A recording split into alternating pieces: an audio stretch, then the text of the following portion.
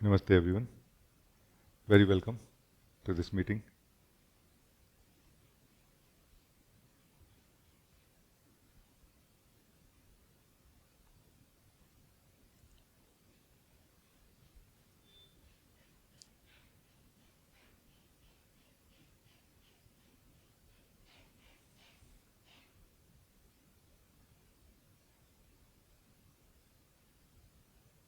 So if anybody has anything to discuss, we can talk.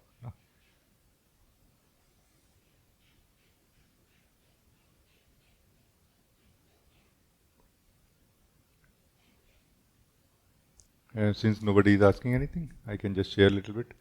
Um, that what is the basic fundamental attainments, how I feel they are placed, and how they are interrelated, interconnected, and this understanding may help us. No?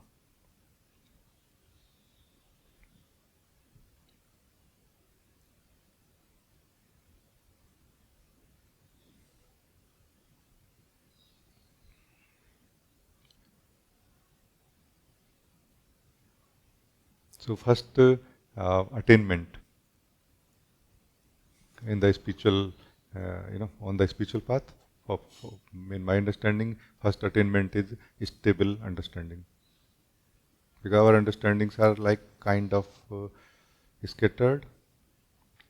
We have 2, 3, 4 versions of the same understanding also. So like it has not been synchronized, it has not been filtered out, it has not been summarized, and like this. So crystallizing, summarizing, refining the basic understandings and the spirituality about ourselves, about what we want, about where we are placed. This is what is stable understanding. Stable understanding, stable mind, stable thinker, same thing really. But it is basically stable understanding. What it gives us? It gives us it is like a filtering out process while we are waking up our wisdom or refining our wisdom. It is like the thinker is refining its ability to think better while also filtering out what thoughts I don't need to attend at all, ever. And like this, slowly, many of the thoughts which are inside us start losing their credibility or their attraction, and we just simply start ignoring them. Because ultimately we do need to ignore thoughts for some time in order to come to a deeper place of being beyond mind. And that deeper place of being is what I'm calling heart, where we experience continuous joy. This continuous joy is not available to us in the way everything else is available to be experienced. The continuous joy is available to the stable, undivided or less divided experiencer.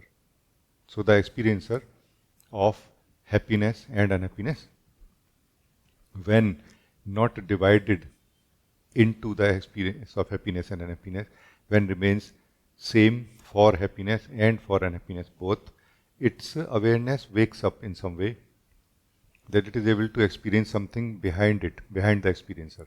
That something behind the experiencer is like a river of joy flowing continuously in our heart, and that is where continuous joy is experienced.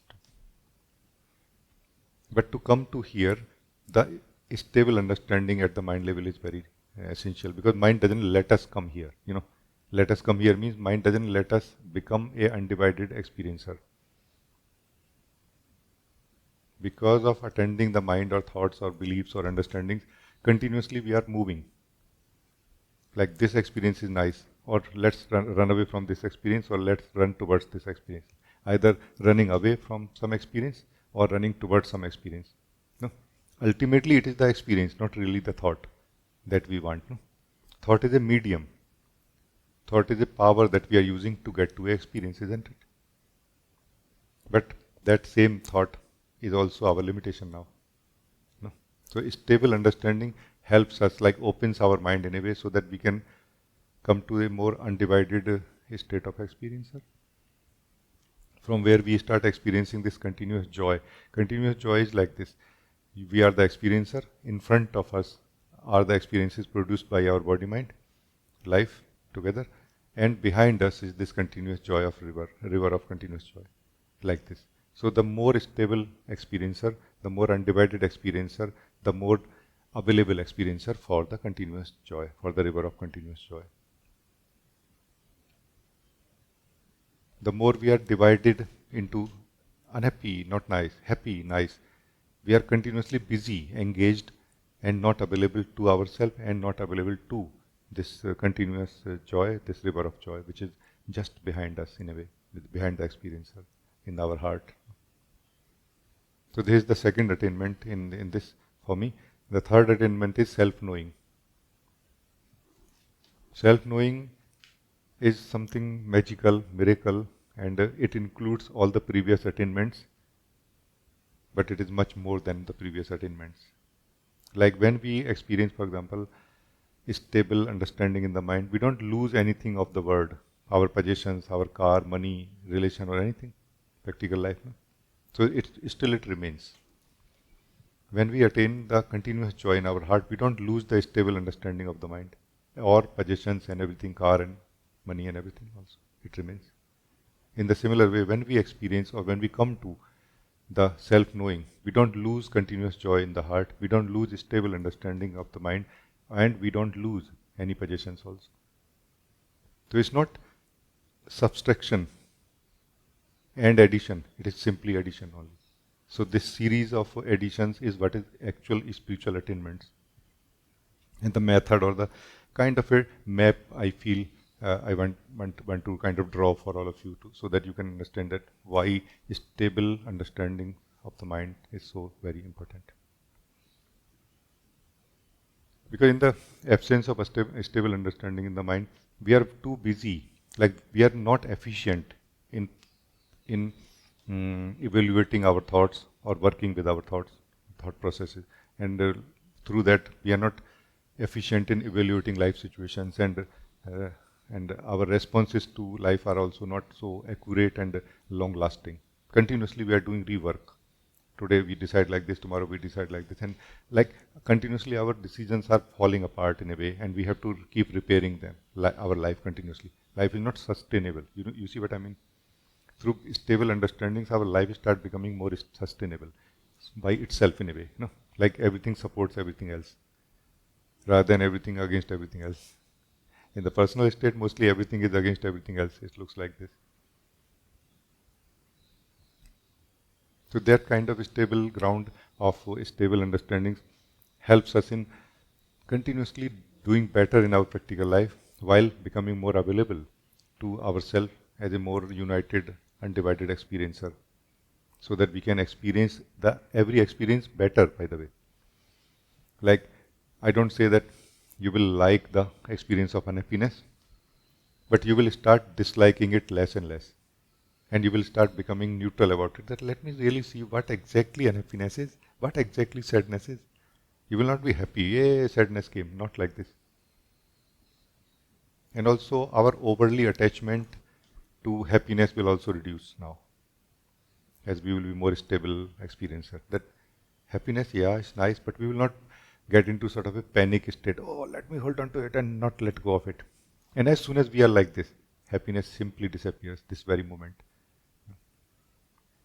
So you can say the only way to live happiness is to not hold on to it. The only way to be free from unhappiness is to not hold on to it also, or to not run away from it. That running away from it is a way to hold on to it also, like supporting it in some way. So this is that incorrect way of approaching, you can say, that the experiencer is the incorrect state of experiencer anyway. When the experiencer is in the correct state, it can experience the experiences which are interrelated but apparently opposite. It can enjoy them much better, but also it can experience this continuous river of joy inside its own heart, inside its own being, like this. And in the same way, a stable understanding or a stable thinker can evaluate, can make use of the thoughts and the practical life and senses and everything much better. while remaining free for something more than this also. What is more than this is that continuous joy. And this continuous joy basically works like a eye opener. It opens our eyes, like our standards become very different now. Our standards are very high now. Once you start experiencing continuous joy, your standards are very high. Mind cannot fool, for example. We don't get attracted towards momentary excitement of joy or happiness or pleasure or anything. Not that we are running away from it, but we see that it's okay. I don't want really this. I'm more, I'm good.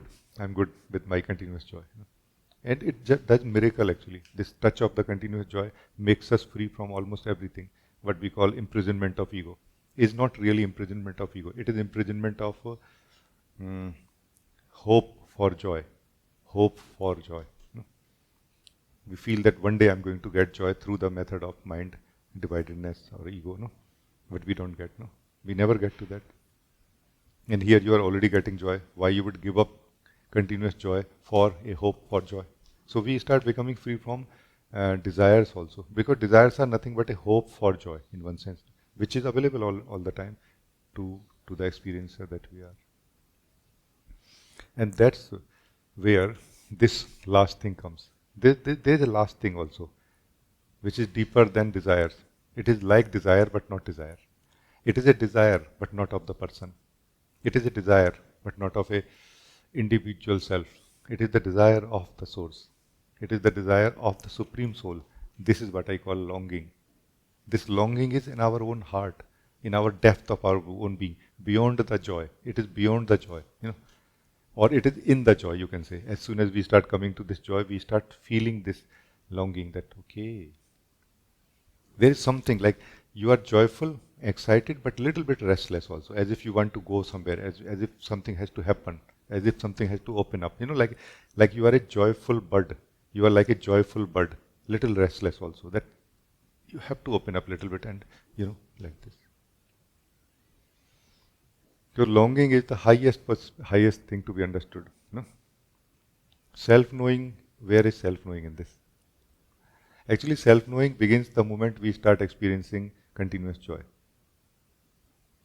But self-knowing becomes more mature, or it starts flowering more and more as this longing flowers more and more. The longing flowers outward and inward both actually. No? Like the part of longing is more outward in a way, like in this realm of consciousness where manifestation is happening. No? And part of it is inward, like a realization, like a knowing, like a unity or uniting with the source, with the God. No? Like it is two part like this, but it is combined one thing also. It's not like divided. No? So this is all I wanted to say with all of you, that maybe it will give you a sense of direction, that where we are and what can be done about it. The experiences of life, the daily life, activities and everything. This is not something good or bad in itself. It is just what it is. If we are interested in it, it is for us. If we are not interested in it, it is not for us. So much, no? Still it will be playing some role to earning money, taking care of body and everything, no? Arranging life, food and everything.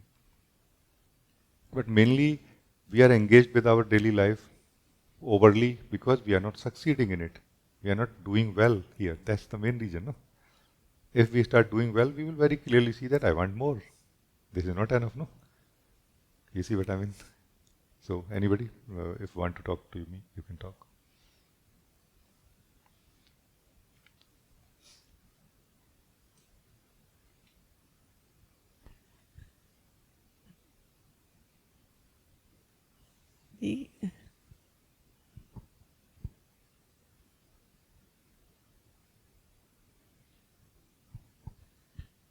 I want to clearly know also, like clear my understanding and like new way to look what is the comfort zone, because there is my understanding is something different maybe, and reality is something different. So I want to check with you. So for me is if some experience going on, whole day something is going on always inside, like something in mind, something is feeling like that.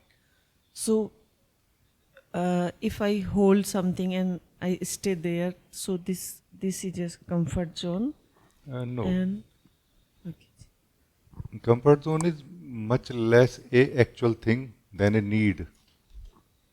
Comfort zone is more a need of the one who is living in the comfort zone than a real zone anywhere. No, you see what I mean?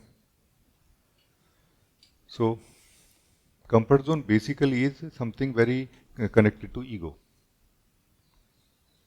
The way of the soul, the way of the being does not have any place for comfort zone. Try to let me try to explain a little bit that you are, let's say, doing physical exercise activities in the morning, physical exercise, then whole day physical activities you are doing, and you get tired. Either you may get tired a little bit too much for some reason that particular day, and then you will sit quietly, like giving rest to your body, right? Or to mind also sometime. Is this comfort sitting in the comfort zone? No. It is just resting, which is opposite of activity. No? So anything that gets activated inside us, anything that does activity inside us also requires resting. But where is comfort then? Where is comfort zone? And whose need this comfort zone is? No? Comfort zone is neither resting nor being active. You see what I mean? This is what we call, in a way, inner laziness, a kind of inner laziness, which is more energetic laziness, not really like a psychological so much. No, for me, it is like this. Meaning, in my understanding, it is like this. So let's say you are now waking up in the morning and you don't feel like doing your morning exercises. Is your body not feeling well? You feel no, it's fine. You know. Then if you feel like this is the need of the ego of some kind of comfort zone. Like basically ego is that state of energies combined with the being, or identification of the being with the energies, where it is trying to attain something called separation from life, from existence, from source of life. No? Whether it is within the will of God or not is a different topic, but this is what it is trying to attain. And the only way to attain a separation from God is, or from source of life, is to have this comfort zone. Like the soul feels that I have some place inside me, in my energies, where I can rest nicely. Yeah, it's nice. Like too much problems happening, I can rest now. No? However, if the soul will become a little bit more conscious, soul will find this is not really a place. It is not giving me any comfort. No? Because every comfort zone is continuously creating discomfort in the soul also. Because basically a comfort zone is nothing but imprisonment, like limiting you in every possible way, not letting you grow, not letting you live. So that sense that it is not letting me live, not letting me grow, is like a hate relation with this comfort zone. But because of being very tired and needing, in the addictive way, we need this comfort zone also. This is the love relation with it. So our relation with the comfort zone is love and hate relation, like this. Do you feel that are you able to understand? Like we can try to explore once again, in different way.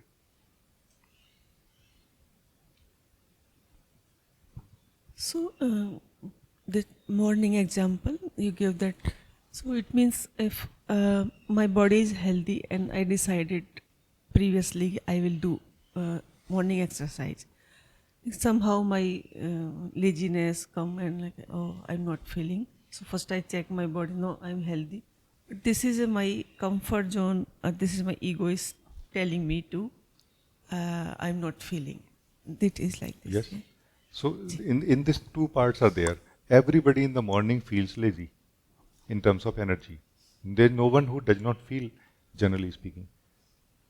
So there is not much difference between people and people in this way, that everybody's energies are slowly waking up, slowly getting activated in the morning.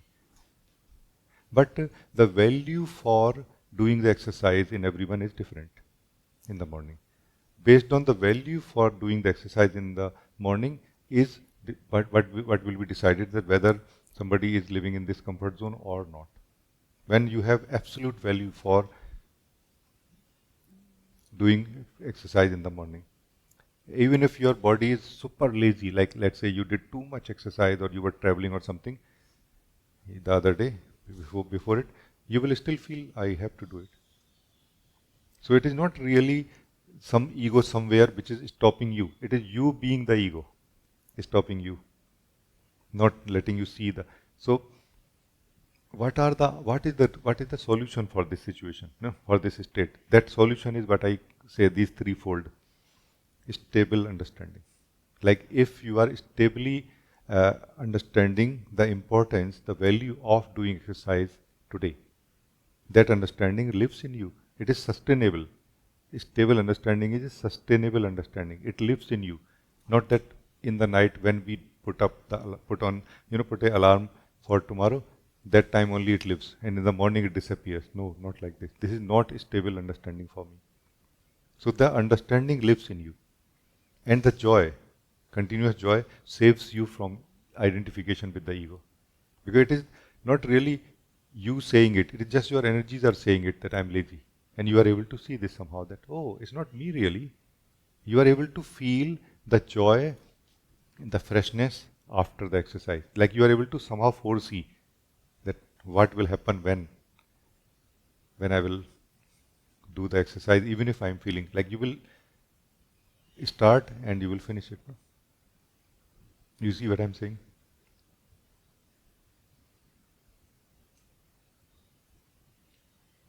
Yes, Ji, this I also notice same thing, especially on Sunday. Because Sunday seems like, okay, we'll do little later, and it means start laziness start coming, and it's like avoid, avoid, avoid. So then suddenly, no, I have to do. Then suddenly wake up and I still start doing.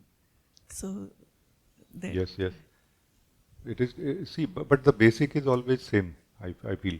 The basic is that either you, like who is the thinker in the mind, in the understanding, like who is understanding these things? It is the soul only, no? It is the same soul which can and will experience continuous joy. Same soul. When that same soul is not experiencing continuous joy, it is basically seeking joy continuously. So either we continuously experience joy or we seek joy continuously. And this seeking joy continuously is what is the wavering state of mind. The thinker is continuously evaluating every thought, every life situation through the thought also, as a possibility that maybe it will give me joy. No? So this is where we are kind of lost in a way. We are lost means we are weak basically. We don't have that internal, we have an internal wisdom to evaluate life and very easily decide about things. But that has been lost because of being divided right now. No? And that, if united back in the mind only, not coming anywhere in the heart yet, somehow will give us much more strength that yes, it feels like this to me every morning that, or today, on Sundays, it feels like this to me. But whenever I do not do the exercise, every Sunday I feel bad also. So it will connect the dots very easily. This stable understanding is able to connect the dots very easily for us. Without that, we just see fragments of reality. That, oh, so lazy, I don't want to today. We don't see the unhappiness that we will feel, regret that we will feel afterward. Now, our stable mind or stable clarity is able to, understanding is able to bring that regret also in this moment in front of us. That, see, regret, do you want regret? You will feel, no, I don't want regret. Then you will very naturally just go for it, even if your energies are feeling like this. The continuous joy basically is a way to detachment from everything for the soul. The soul start living its own truth more.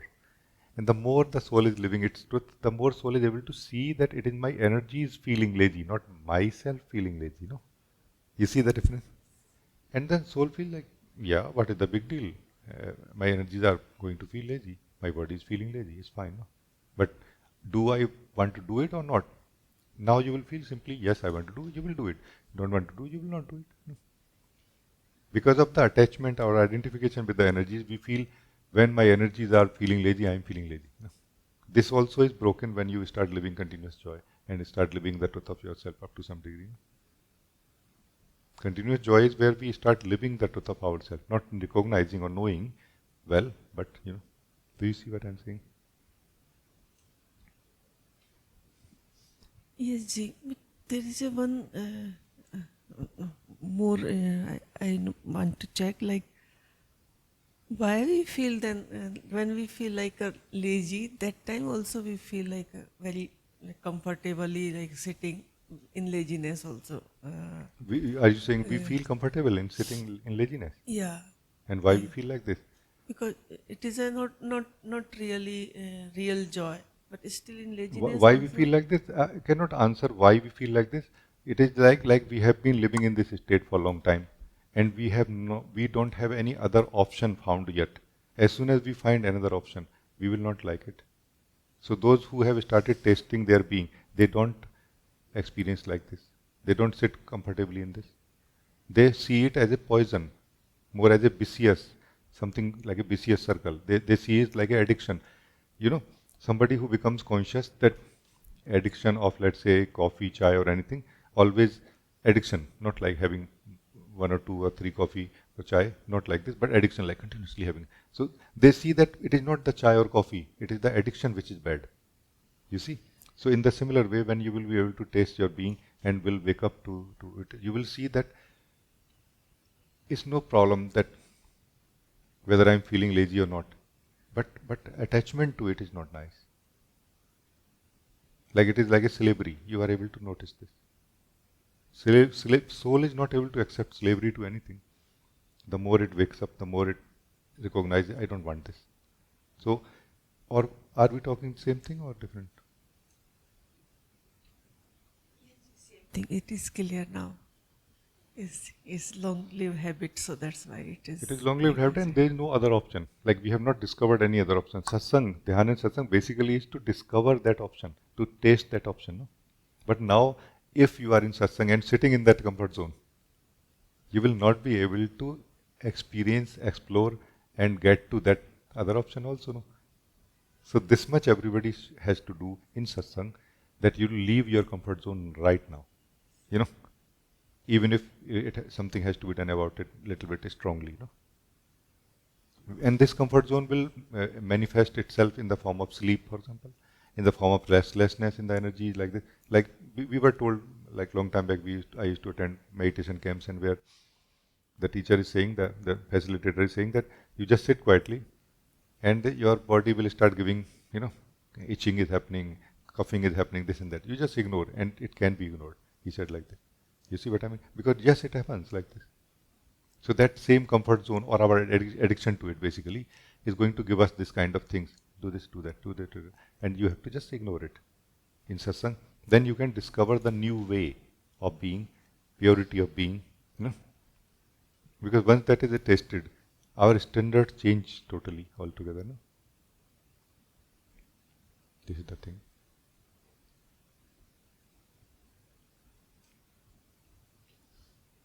Gee, can I check one more thing regarding this comfort zone? Just sitting meditation. There is also sometime I feel like very comfortably I am sitting. Sometimes I feel I am really sitting, and sometimes I feel really I am sitting in my ego state. I So want to give you one quick tip about it, like a clue or you can say key about it. Comfort zone basically is ego. Okay, so comfort zone is ego or need of ego. Comfort zone is egoic energies or egoic arrangement of energies, and also the need of the soul to be in the ego. So this is what is comfort zone, right? The opposite of this comfort zone of ego is the way of the being, the taste of the being. Try to clearly understand what is the taste of the being. Whenever you taste anything, any sweetness we taste in this world, let's say comfort is also one type of sweetness. Okay, discomfort is a kind of bitterness. Okay, so whenever we taste anything sweet in this world, it always fades, changes, and has a opposite to it. So whenever we taste the sweetness of the comfort zone, there is a bitterness of the comfort zone also included in it. And if you are present and little sensitive, you will be able to sense that something is not fully sweet here. There is some bitterness also here. However, in the taste of being, there is no bitterness whatsoever. And it is not stale also. This difference you can see. So when you are meditating, if it is sweet and only sweet without any opposite of it, just the opposite part, whether it's sweet or not sweet, doesn't matter. You may feel sometimes spaciousness, not sweetness, no? So is there anything opposite of spaciousness here right now? If there is nothing opposite of it right now means just for, not for 1 second continuously, no? For a few seconds, minutes, then this is the taste of being. This is not comfort zone. You see? Whenever there is the opposite of it, that is comfort zone and opposite of it. No? Comfort zone basically is somehow as if the soul has got stuck somewhere in between and not coming home to its own truth, no? In its own taste, in its own freedom. No? And that's why it needs opposite continuously. It needs discomfort also. You cannot enjoy comfort zone if you don't experience discomfort, by the way. The comfort zone will become the biggest discomfort for you if all the discomfort of life are removed. No? You see what I mean?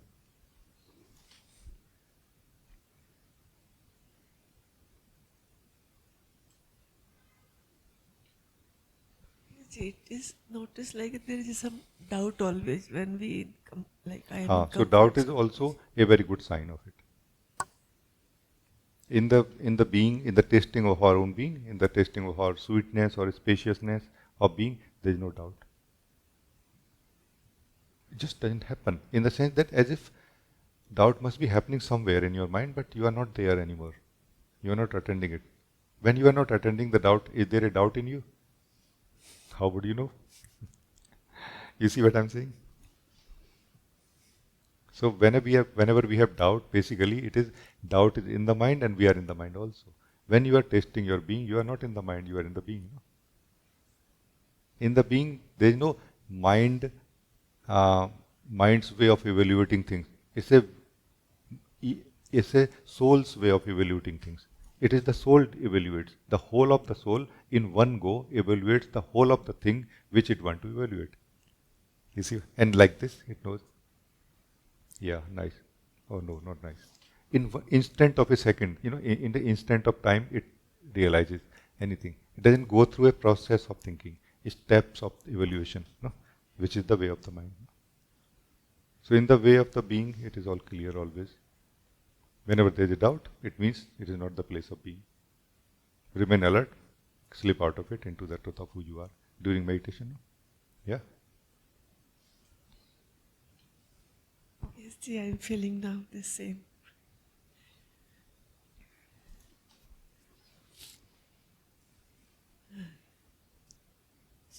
Gee, may I continue? Ask one more question Yes. regarding listening to you also. So, mind always involve listening because it's try to understand, and they give it is the impression if I'm not understanding, then I don't know what you are sharing. It's not like not giving me anything if I not understand what you are saying. So, what is the exact right way to receiving your sharing, not taking in the mind? Stable understanding is the way, first of all. Because stable understanding of the mind is not really of the mind, it is more of the user of the mind, the thinker. When the thinker that you are is more mature, you are able to, it is not you alone in this group right now or in any meeting which we share, no? That who is not understanding. It's not you alone. Many people are not understanding at the level of mind, but still receiving and very happy about it. Who declares that I am fine even if I am not understanding, I am very happy to receive it? Who declares this? Is it the mind or you? No, it is not the mind, it is you, no? So if you can feel the value of what is being received by you, even when your mind is not understanding, will your mind interfere? No. Why it will? Mind is not an interference, it is just an offer. It's an invitation, not an interference.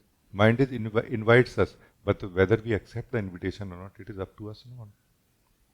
So if you are in supreme joy listening in satsang, or if you are feeling very, very happy, if you are attaining or experiencing something real, like a deeper understanding of the being, deeper clarity or deeper joy of the being, will you attend the mind that time?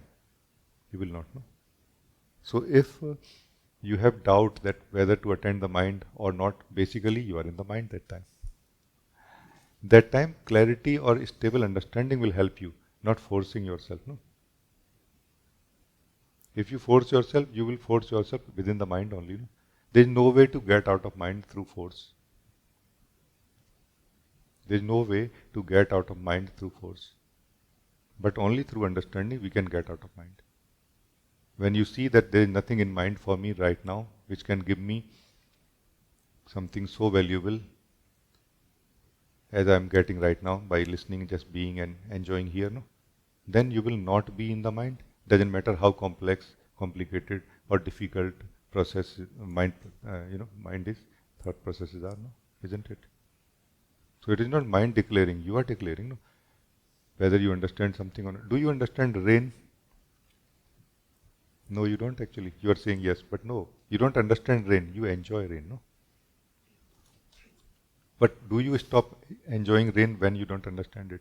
No, because your mind doesn't understand it. In fact, the moment you try to understand rain, you stop enjoying it, no? Because you are not available to live it, no?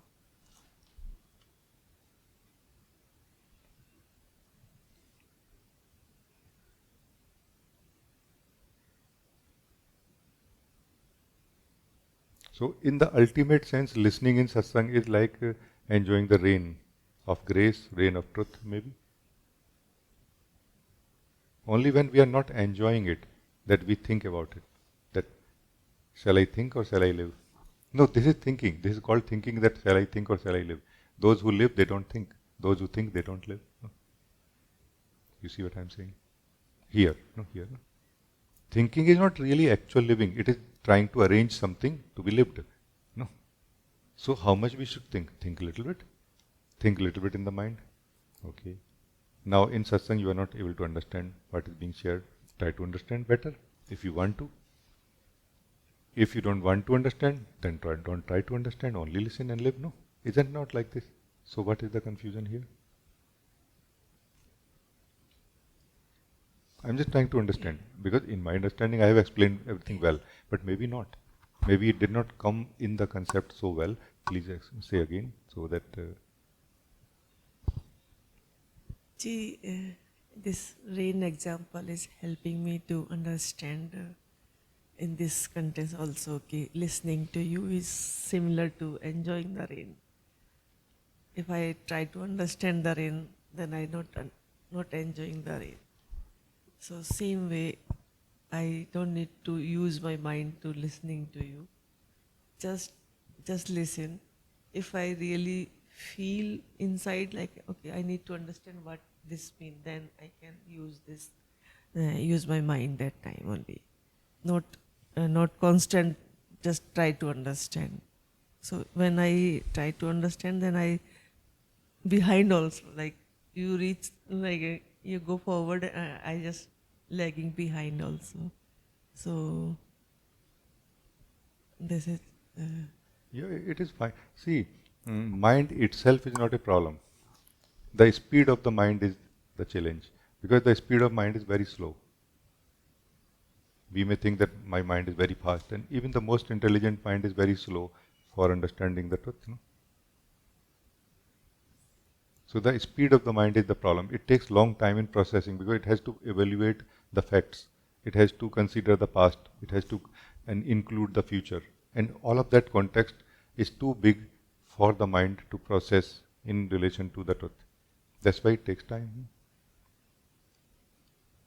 Not that mind can understand truth. Not that like this. It's not like this. It is your hope that your mind can understand truth. That hope wakes up in satsang. Now you have to choose which way to go. Support my hope for understanding truth, or maybe best is to get some keys from satsang. Because just if you look deeply, what exactly is trying to understand in the mind? If you look deeply, you will be clear about it. No? What I'm saying is will become clear to you. Because what exactly you get out of understanding in the mind? You get something, no? Some peace, some clarity, some stability, some sense of direction also. Is it not? So this is totally the case of stable clarity. Now, how much stable clarity you want, stable understanding, no? How much stable understanding you want to get right now, that much you should try to understand right now. But maybe it will help sometime and maybe it will not. Or shall I try to get to the continuous joy right now? So this is an internal call you have to take, isn't it?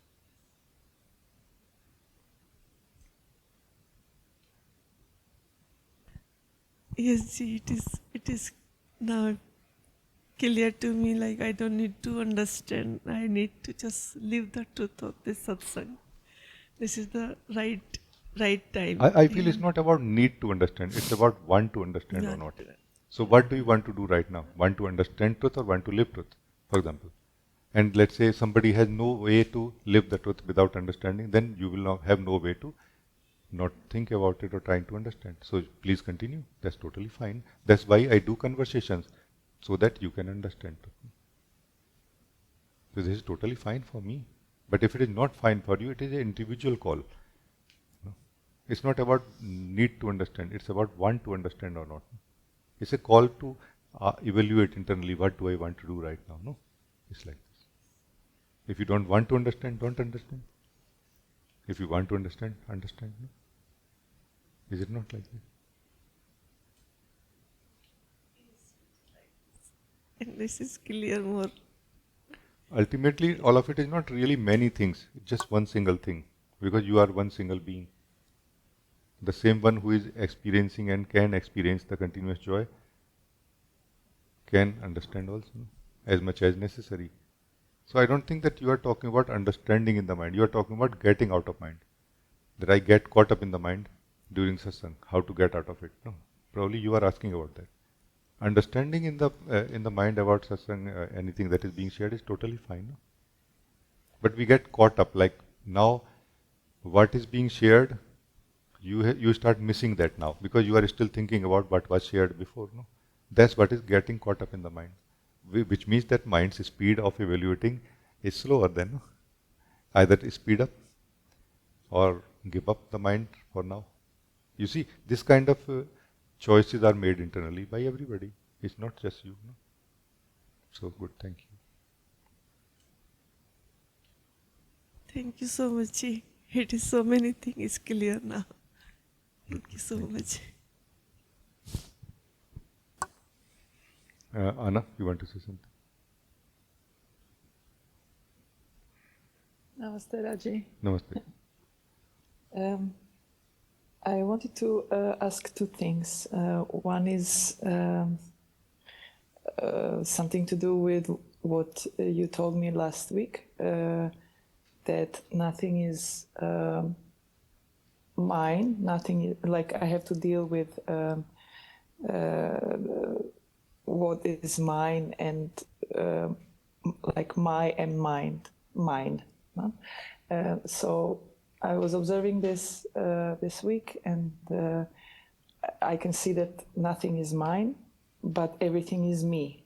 Like everything is coming from how I am and how I set myself, and then from that everything emerges in life. Still, there are fears, and I wanted to check with you what is fear, because I could see by walking we have like lots of homeless people here. You probably have them also in India, and there is this fear which is totally abstract and probably totally not based in anything, but still there is this fear of this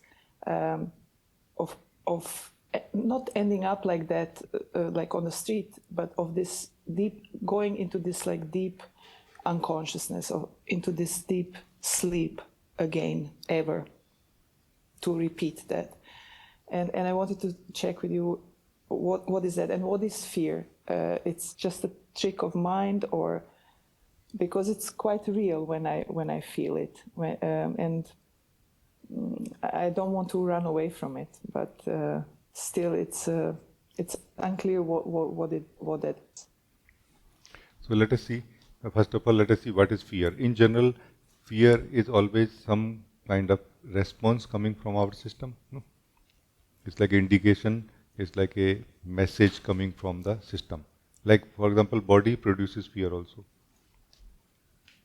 Body produces fear based on the memory it has about things and its surrounding that time. Let's say if there is a cockroach or there is a mouse or something, and our memory of the body has a fearful response towards it, body will produce fear that time, no?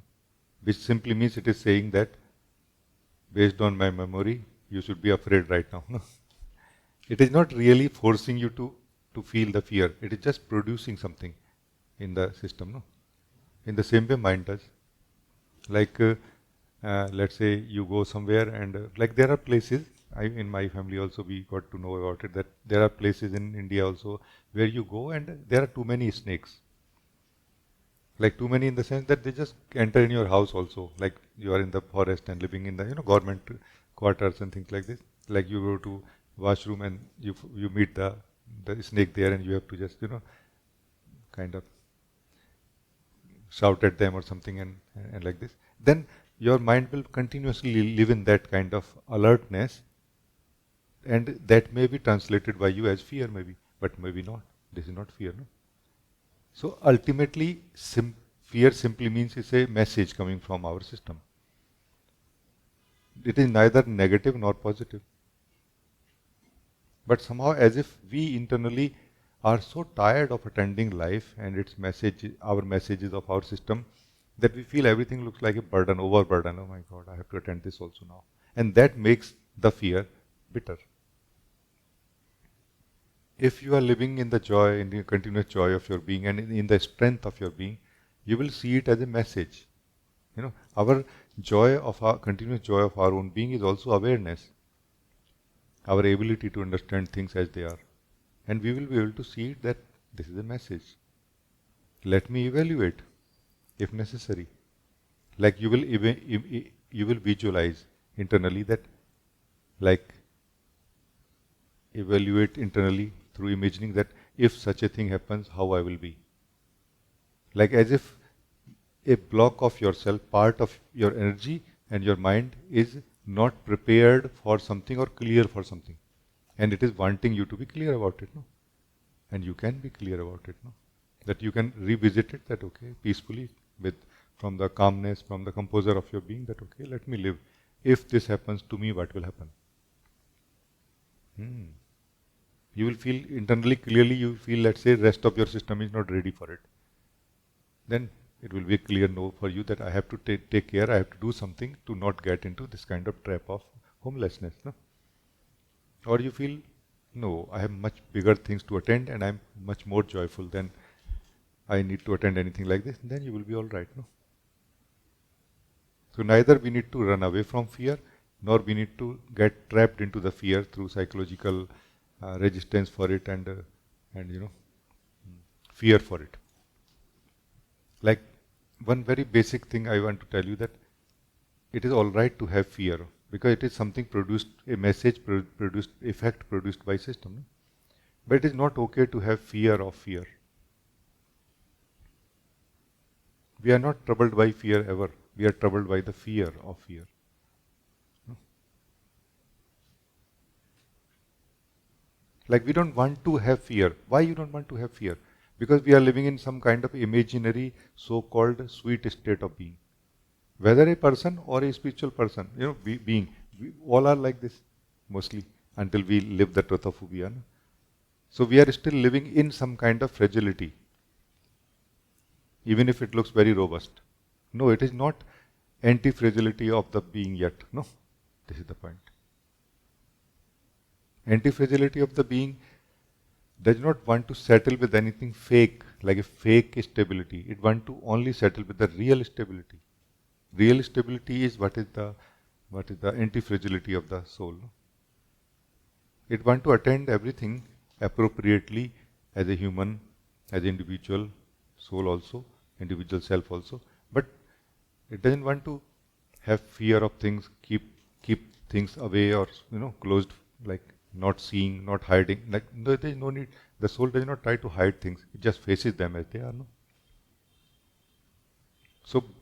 So our attachment or our kind of a unconscious circle with the fear is what is part of ego. Fear itself is not part of ego. It is just something produced by the system. No? At the max, it is a help. It's a friend trying to wake you up. Either to prepare yourself for not being homeless in this case, or to prepare yourself for waking up to the truth of who you are before we lose this opportunity of human life. No? Is it not like this?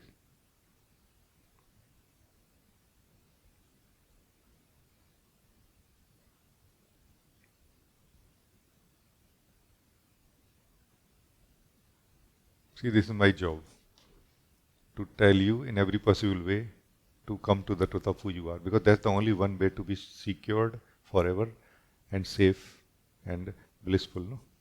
So I will always try to bring everyone to this, no? Isn't it? If this doesn't fit in your mindset, way of looking, please say something that what doesn't fit, and then we can have further discussion. It is very much how I saw it also, that obviously it's time that I face these fears that are maybe the deepest ones. And I just wanted to clear it, because last week when you were speaking to Deepa, you said something that usually it's like there is something still in us that the situation brings, and so it's like it takes two, and I was like, okay, do I have still some homeless, I don't know, in deep sleep, someone still inside me? And yes, Yeah, so it it is was. true. Because so many things are happening in this world. How on earth you will see just one thing like this, no? Because there is something corresponding inside us also. When you the soul want to wake up, can I just share with you, live with you actually, the truth of who we are, just a little bit by sharing, not a guided meditation, but just to what exactly is who we are really, what we are really. We are not really any of this body or bodies or layers or course, no. We are none of them, but we are living with them, no? And we have as if forgotten ourselves, and that the task, the divine game that we are in right now is to then it is going to challenge us in every possible way. Like it is going to give us some joy, and it is going to give us some opposite of joy, unhappiness, discomfort, fear. And that is an indicator that we have not started living the truth of who we are. Experiencing discomfort is never a indicator that you are not living as yourself. But losing yourself as if you had something and you lost it in the soul, the experiencer, is an indicator that something is still mixed with you, the pure being. No? And this is a help. It is part of the program. This is how it has been designed. What is comfort zone? Also to be understood very importantly. Every now and then the soul tries to create a comfort zone. Every great teacher has been trying to tell us, don't put your tents down here. Don't settle on the path. Continue moving until you reach to home. No? So this comfort zone basically gives us the indication that all done, which is okay, like you will not do anything. But it does not mean that you will not be affected by anything now. Only when we are living the purity of our being that we are not affected by anything. Before that we are affected by something, and this is a help, it's a blessing, not a problem. It's a blessing. It is trying to wake us up. Like somebody was asking that, what is this when we see the truth inside us, it feels like nothing. No, it feels like nothing. It feels like emptiness. What exactly it is? It is not nothing. It is not emptiness. It is when seen through the mind, or there is no other way. We just see through the mind. When we see through the mind, then our mind is telling us that there is nothing in it which I know. There is nothing in it which I have ever known or seen or experienced. I have no memory of anything which I have ever seen like this one. So this is why mind declares there is nothing. Or it is a nothing. Or it is empty also of everything that I have ever known or seen or experienced. But it doesn't mean that it is a nothing. The being that you are is not a nothing. It's not a emptiness, really. No. In that sense, it is something. So this something that you are is you are right now also. No. But you are not the experience of anything of the body mind, and you are not the experiencer of it also. This is the thing. So even the experiencer is a state of you and your memory of experiences, like a association in some way. If you don't touch any memory of anything, of any experience right now, you cannot say I am the experiencer. You can merely say that I am acknowledging some experiences are taking place, but I am just pure free being, which is never, cannot be imprisoned by anything. I am so subtle in one sense that almost like emptiness, almost like nothingness. That nothing can trap me. I live in everything and nothing can hold on to me. When nothing can hold on to you, can you hold on to anything? Think about it. Because this is the desire of ego, that I should be able to hold on to everything and nothing should be able to hold on to me. But this is not the experience of the being. Neither anything can hold on to you, nor you can hold on to anything. It's a both-way freedom. It's not one-way freedom. No? Do you see what I'm saying?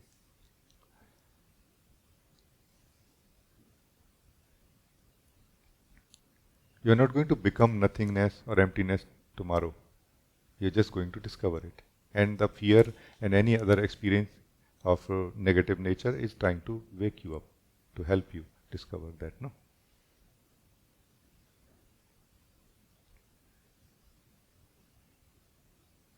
Mind is what is creating or giving the experience of past, future, or present, or time as such, like a sequence of changes, and like this. Energies are what are retaining the memory also of what has happened.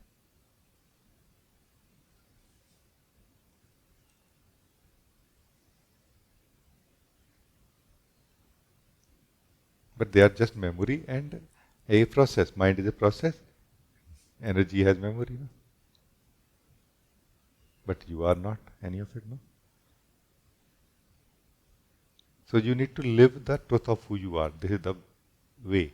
Knowing yourself is same as living the purity of your being. It is not different.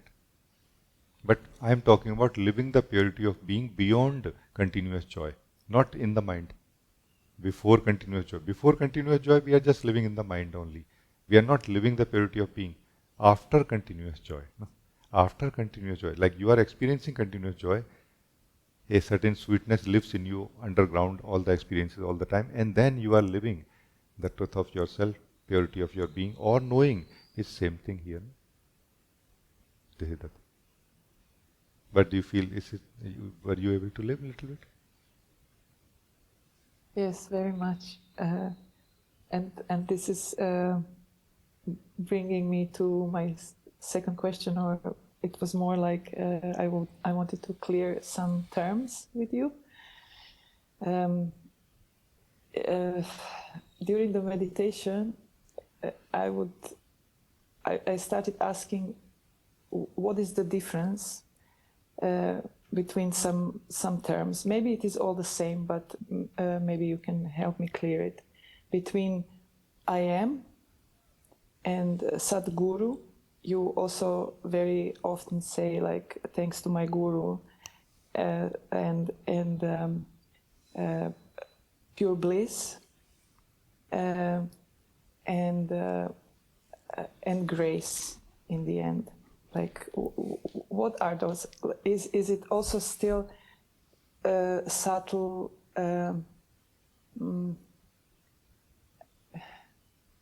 Subtle qualities, or is it just the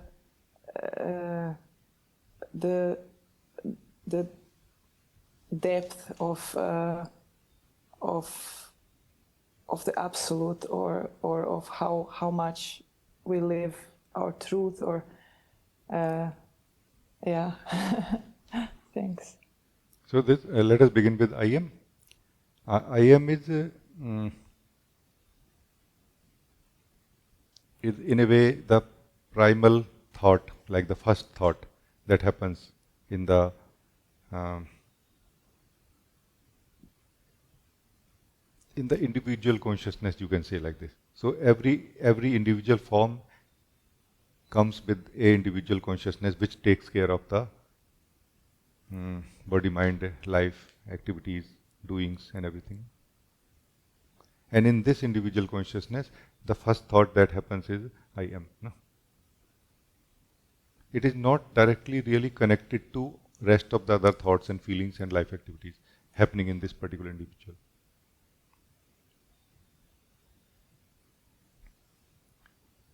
And whenever, let's say, I will ask you, when we ask anybody that who are you, then you will actually more accurately be able to say I am than who or what I am. No?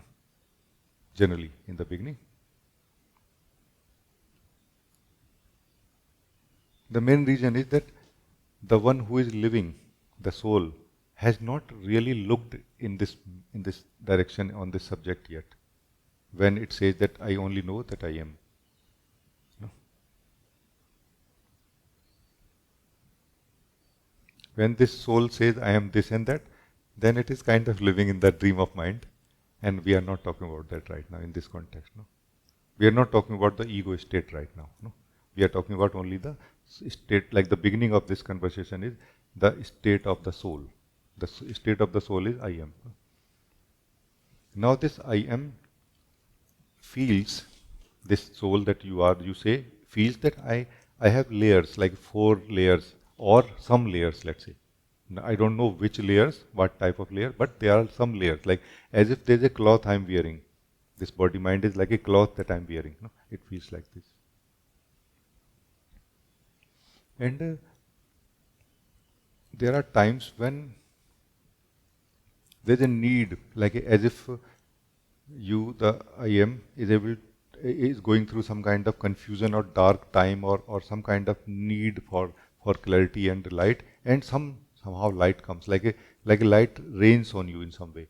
Support comes from you in some way, internally, in the form of clarity, in the form of freedom that happens internally. This is grace.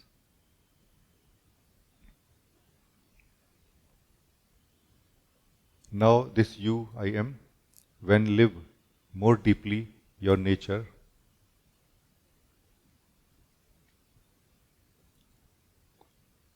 you will somehow feel that this I am is also a cloth. It's not my truth. It is also a cloth that I'm wearing. Then you are coming into that truth of yourself, which is, we can call in the zone of absolute. No? You are coming to the absoluteness of the truth. And here in the absoluteness of truth, the absolute truth and the grace are not really two things. Grace is for this I am and before, and any state before that. But the absolute and the grace is one and the same thing. It is like the absolute being trying to bring its own beauty, its own truth and harmony into everything. And everything containing certain state or memory is trying to register to the will of God. Like this. And that's where the grace comes in.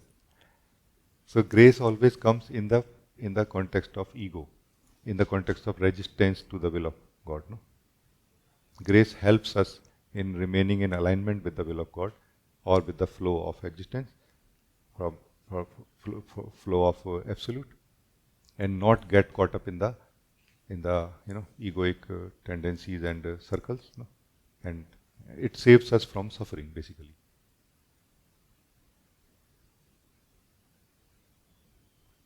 So grace is always showering on everyone. Yes, it is true.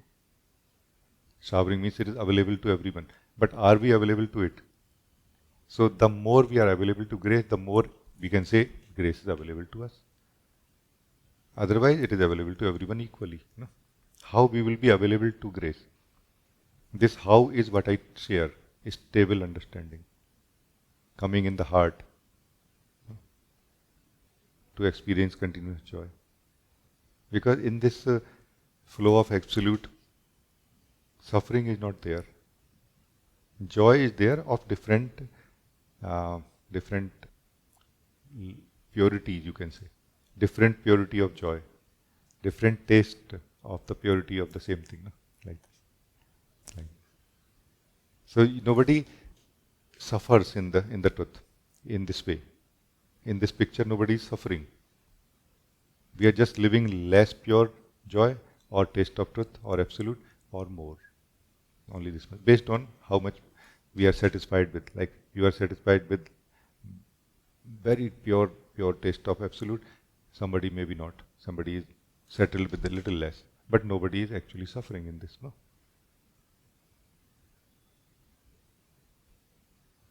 Suffering is absolutely connected to dream of the soul in which the soul is living and taking itself to be someone which never exists anywhere in any in existence, no? Like this. This is what is a person, a dream, no? Like this. So thank you. That's all I could feel. Please tell me if any further questions are there here about it. Yes, the two other terms, if you can clear the Sadguru or Guru and the pure bliss. This is all, or you just explained it with the absolute. Sadguru and pure bliss. Yes, yes. If that is also like just the layers, or is it all just the absolute and then just named with different words? So Sadguru is like is a manifestation of the absolute into a form which is more at the activity level of body mind, trying to guide the souls back to the absolute. Like it is like the manifestation of the grace, no? In the physical form more, where we can talk to it, talk to the grace, and grace can guide us, can tell us, no, this is not, don't go here. You know, like it can be much more, it is much more useful than the abstract understanding or form of grace. No? So Sadguru is like the embodiment of the grace, no? Of the absolute. No? It is trying to save me from going astray. No? Not save me without beyond my will of God. No, it can sense that what is the flow of God, will of God or existence for me based on that. It just serves the will of God only. It doesn't really look at people in an individual manner. No? Pure bliss is actually nothing but a taste of God. Pure bliss is something very different really for me. Let me just share, okay? Pure bliss is not when you are staying as yourself. Pure bliss is not when only God exists, nothing else. No. It is something between the two. When you are not so solid anymore that you cannot experience the presence of God. So you are so subtle now that you are able to experience the presence of God continuously, or at least sometime in the day. And that time when you experience the presence of God, that is the pure bliss. It is like love, absolute love in one sense, or like the purest form of love in a way. Like it really feels like a unity, like something is happening here, but almost nothing is happening in a way. So for me, this is pure bliss. And then you will be left alone to settle with this pure bliss for rest of the day or week or like this, and then it will come back to you again. or you will come back to it again. Because our body mind cannot handle this much pure bliss. It will burn down immediately if it can touch this much pure bliss, no? Which is the taste of presence of God. No?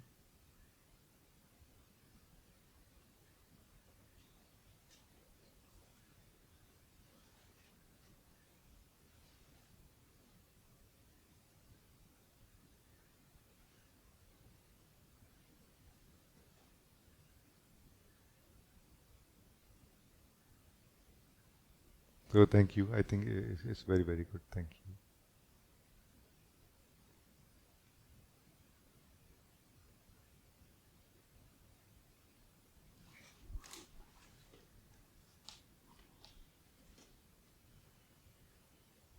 Yeah, Prajot.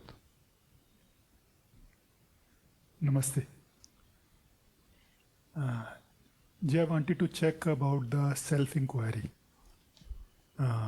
I reported earlier that I could see when I was doing the self-inquiry, I could see that I am watching myself.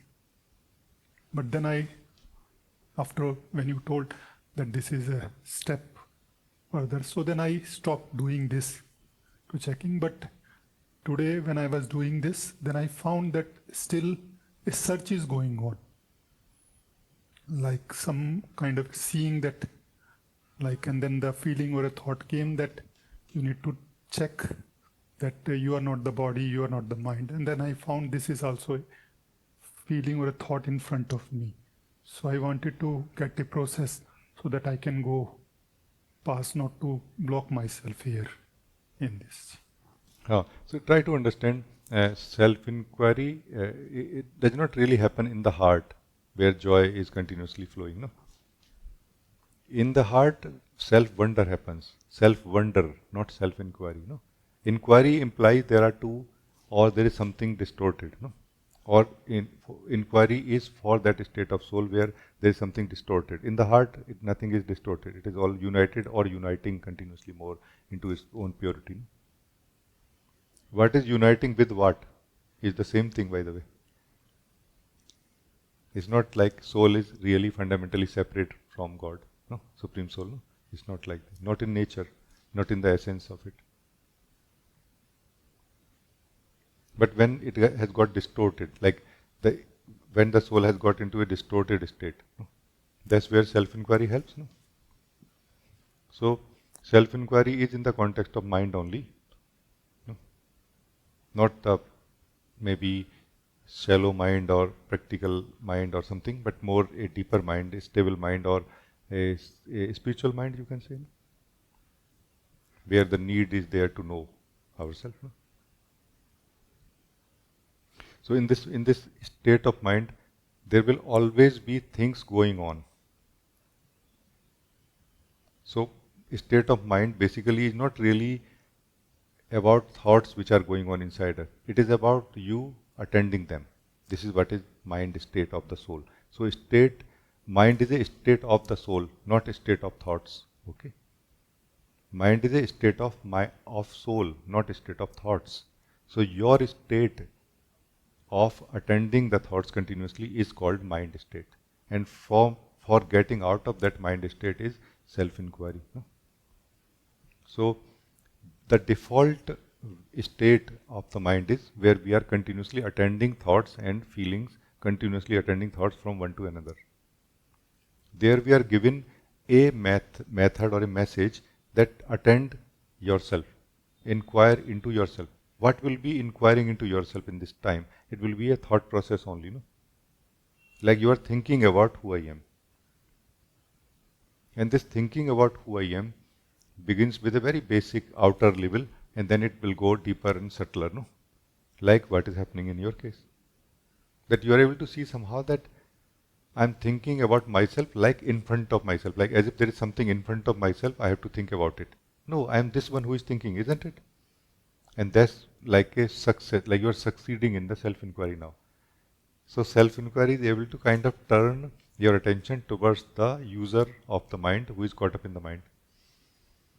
And you are somehow able to sense that I am the common one who is attending all the thoughts. I am the same one who is lost.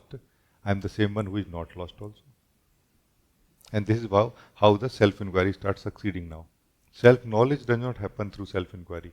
Self-knowledge or knowing happens in the heart and in the being only. It doesn't happen in the mind. But self-inquiry helps us in getting out of mind. Getting out of mind means what? Getting out of compulsive engagement. So compulsive engagement with the mind or mind processes is what is called ego state or mind state of the soul. No? So keep in mind that this is going to be like this. That every now and then something will come inside me and it will try to distract me. Because it is the habit. This is the way, this is how things happen here in the state where I am. No? So accept, know, note down very well that this is the challenge. And I have to ignore it and focus on my main subject, that is self-inquiry. Because you have chosen this method. No?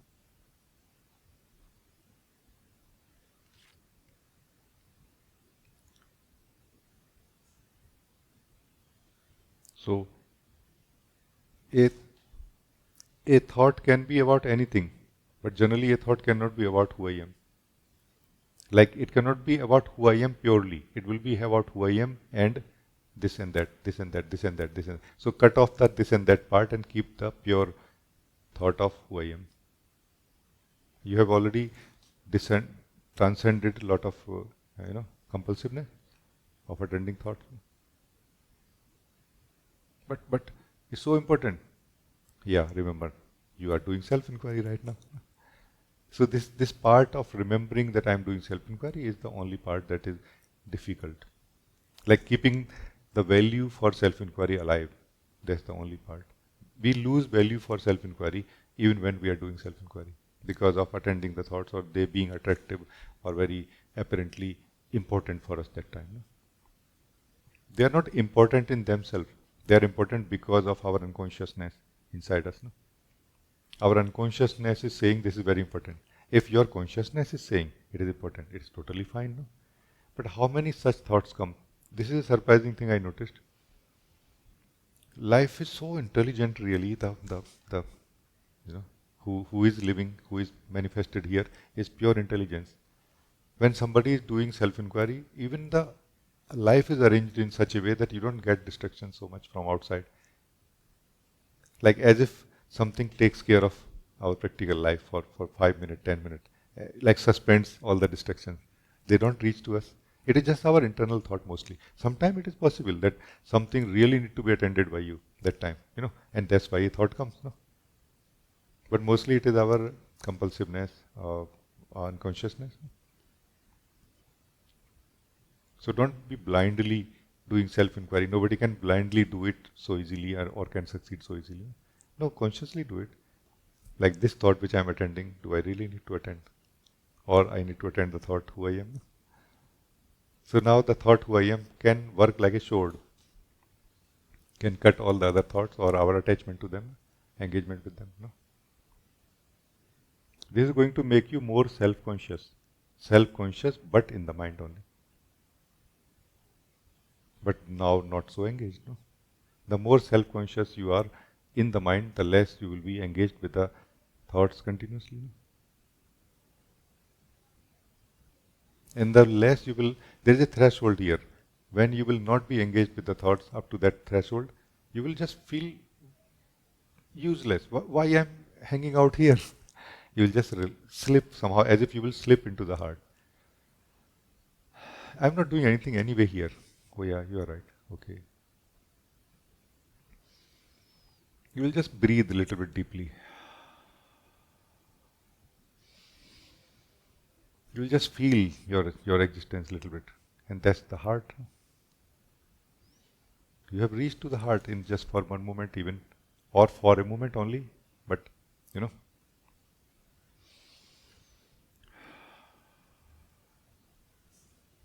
But what is happening in the mind right now? You are not in the mind right now, but actually you are in the mind now. What will happen to my mind if I slip out of it? This is mind. Mind it, okay?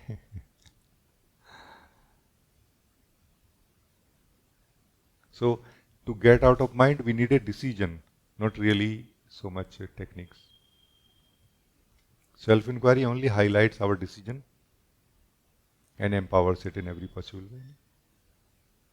So those who want to get out of mind, self-inquiry is a very powerful method. Those who don't want to get out of it, they also become clear that I don't want to get out of it. No? So in both ways it helps. Only if we have confusion, misunderstanding about self-inquiry and its results or attainments, then maybe we'll be lost or confused about it. No. So just be clear about it. Do you feel that this is helping? Ji, this is very much helping, Ji, because this is clear also that there is a somewhere I am involving or I am holding it. That's why I am in the mind. What you said, that if I feel that why I am here, so it means I am still here because I want it. One thing I feel can help you also, that every day before doing self-inquiry, as I suggested you can focus on your breath. No? You focus on your breath, and after that, for 2-3 minutes, just sit by yourself and think about self-inquiry. That what exactly is self-inquiry, what I am going to get out of it, and what I will not get out of it. And this is going to help you so much when you will start the self-inquiry. Because mind is not really trying to deceive us. It is just that we are in a fickle state that every thought looks like important to us. No? And by clarity, by this stable understanding before self-inquiry, you will be able to remove a lot of that fickleness from you, and that will be replaced by a stable, like a strength of the thinker. That strength will simply ignore most of the thoughts which are not important for you. So before self-inquiry, for 2 minutes, 3 minutes, just think about self-inquiry. What exactly I am doing in self-inquiry? What do I want to get out of it? This is already going to prepare the ground for you for the self-inquiry to be very effective for you when you will be doing it immediately after this 2-3 minutes. No? Ji, I am also doing the same which you gave a process in 3 retreats before, like 2 minutes and 5 minutes. Like 2 minutes you sit, that what it is a self-inquiry and why you are doing it. This I check and then I start 5 minutes. That's fine then. Then you don't need to do this additionally. Yeah, that's fine then. And I started just few days back, breathing also like little bit relaxing, and then 2 minutes, then 5 minutes I'm doing like this. Breathing, actually focusing on the breathing brings us to a little bit more calm and peaceful space of being, out of this anxiety and restlessness and the negative experiences of the energies. No? So that also gives us kind of a support in a way internally. That thinking is more contemplation, brings us to a more stable state of being of the thinker that we are in the mind, and the focusing on the breath brings us to more calm and joyful, relatively calmer and peaceful experience of ourselves in the being, beyond the energies and their restlessness, like this. So I think He understood, and this understood also that this why it was not working, or this that still I am holding this, that I am doing it, thought. This. So if I let go, let it happen, then. Yeah, I generally feel that if we seekers of truth care about effectiveness of our techniques, of our practices, we can save a lot of time. Because our mind is confusing us, or many things like this. We think, we believe, or we say, or we hear also, no, but not really. If we can be clear more and more, stably understanding everything more and more, that what I am doing, why I am doing it, why I am doing this practice, it will just save so much of our struggle. It will save us from struggle. Otherwise, we just trying to practice spirituality, spiritual things, and not succeeding.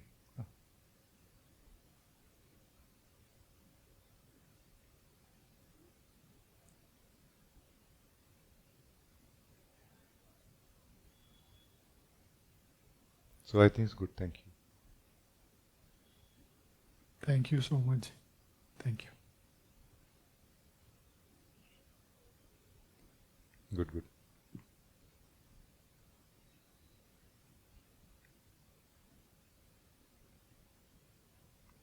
Manu?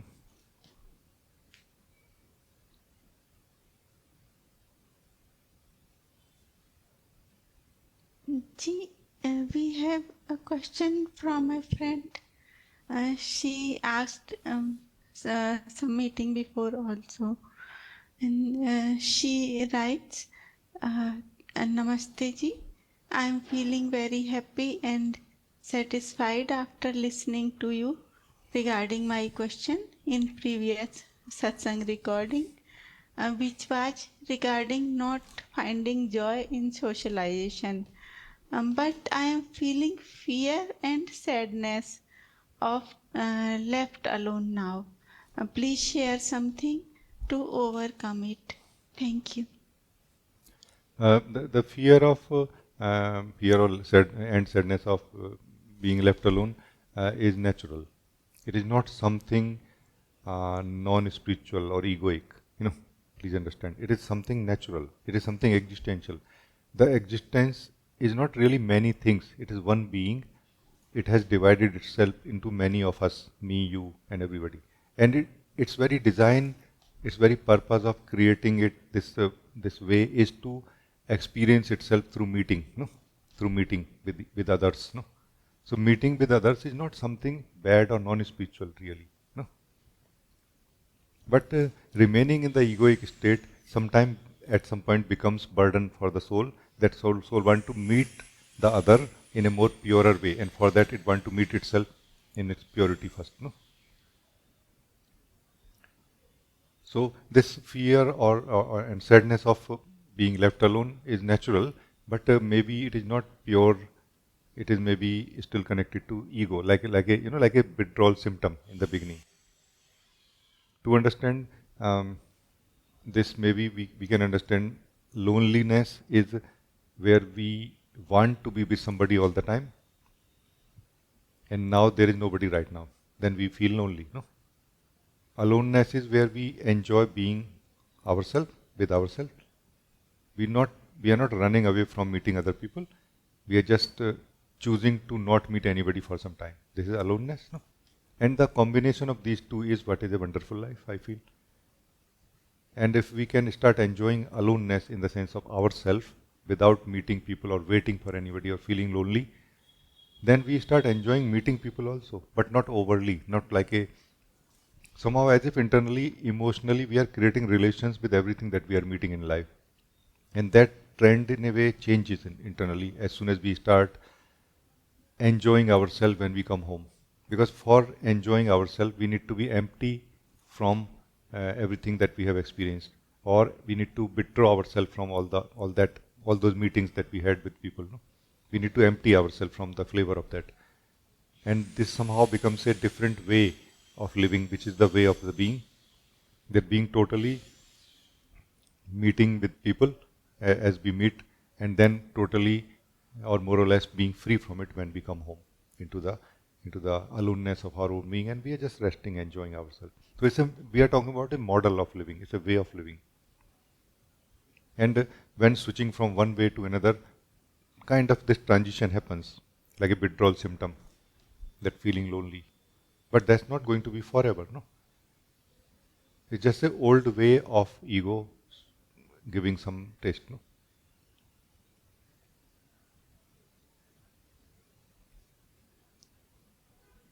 So that's all I can say, that if you continue enjoying yourself in the meditation or in just sitting in your being or just being by yourself for some time in the house, and you will continue interacting with people and everything like this, it will come to a very harmonious and sweet way, sweet flow, where things are more appropriate, like we enjoy them as we enjoy them that time, and we also leave them when we are not enjoying them, no? Like we don't keep those experiences alive in the psychology and in the emotionality anymore. We we are giving a space for the present moment now more. Like you are home, you are by yourself, you are giving space for for your own self and for this aloneness more. Not what happened, what type of people we met and what experiences we had. No, You see what I mean? So this kind of changes this from the way of the person to the way of the being. It changes slowly, and then during this time, some things are experienced like that. So thank you. Thank you, Ji. Ah, good. This is a nice. It was a good question.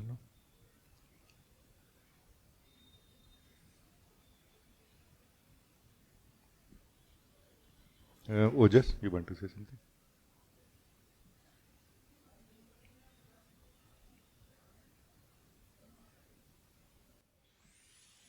Namaste, Rajee. Namaste. You're able to hear clearly, no? Yes. Yeah.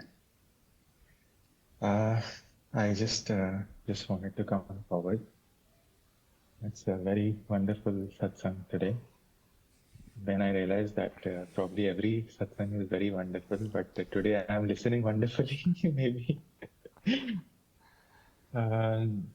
Yeah, but really everything that you explain is so pristine. I feel so clear. It's like scientist work. And I think my heart feels that yes, this is right. This is right. So thank you so much for that. Very nice. It's a very good response. Feedback. Thank you for this. What I feel is happening is here in this group that we all are together becoming more immediate in a way. No? That's what is happening. We are not rejecting anything. We are not trying to color anything in any particular way of looking through a certain outlook. But we are also not delaying knowing of them now. Let's know this right now. Like this, bringing things together. No? Like, okay, let's bring the whole thing together. No? Like this. Because this whole thing basically is about you. It's never about what you are doing, feeling, seeing, experiencing or knowing. No? It's all about you. This is the thing. The more you somehow focus on yourself while seeing, knowing, living, doing anything, the more somehow you will get maximum from it. No? Like as if we all have an internal meter to sense that am I getting enough or not. What is basically a blissful life? It is when you know that you are getting the maximum you can get from life. That's what is a blissful life. Very like satisfied, like contented. You are very contented in life continuously. Because there is an internal meter. That meter is what I call the longing. No? This longing is a meter. It's kind of telling us that no, I can get much more. I can get much more. Like, and no one of you will have time for feeling dull, lazy, sad, anxious, or anything like there's no time for it. There's no time for it. Like life has so much to offer that you cannot have time for feeling dull, lazy, or like okay, I don't know where I am. No, you have no time for it. Once you plug into the possibility and into the openness of life. Life is like a flowering now onward. So what begins with awakening is not really something finished, but something started actually. No? A flowering starts in you. Flowering of this longing, it starts in you. No? And it's just going to become better and better. This becoming a better and better is what is blissful life. Like you are very happy with your past and you are very joyful in your present and you are very assured about your future. That's what is very stable, blissful state of the being. Right now, generally, as a person, we are so afraid and confused and lost and having no sense of direction, where to go, what to do.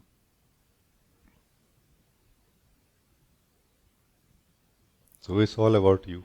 Remember this. It's just you and your longing governing everything. Life is like a canvas more. Life is like a opportunity more. It is just you and your longing deciding everything. And your longing is not really independent of God. Please be aware of it. When I say like this, I don't mean that you are separate from God. No, within the will of God, you exist and your longing exists. That's what I mean. Actually, serving this longing and serving the truth of who you are is basically, for me, the best way to serve the will of God or serve God. Let God do what He wants to do in you, as you, from inside, not from outside. No? For me, this is the very pure form of devotion to God.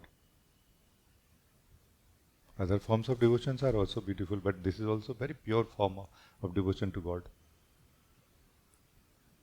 Like when God is so close to you, why to wander anywhere else? No?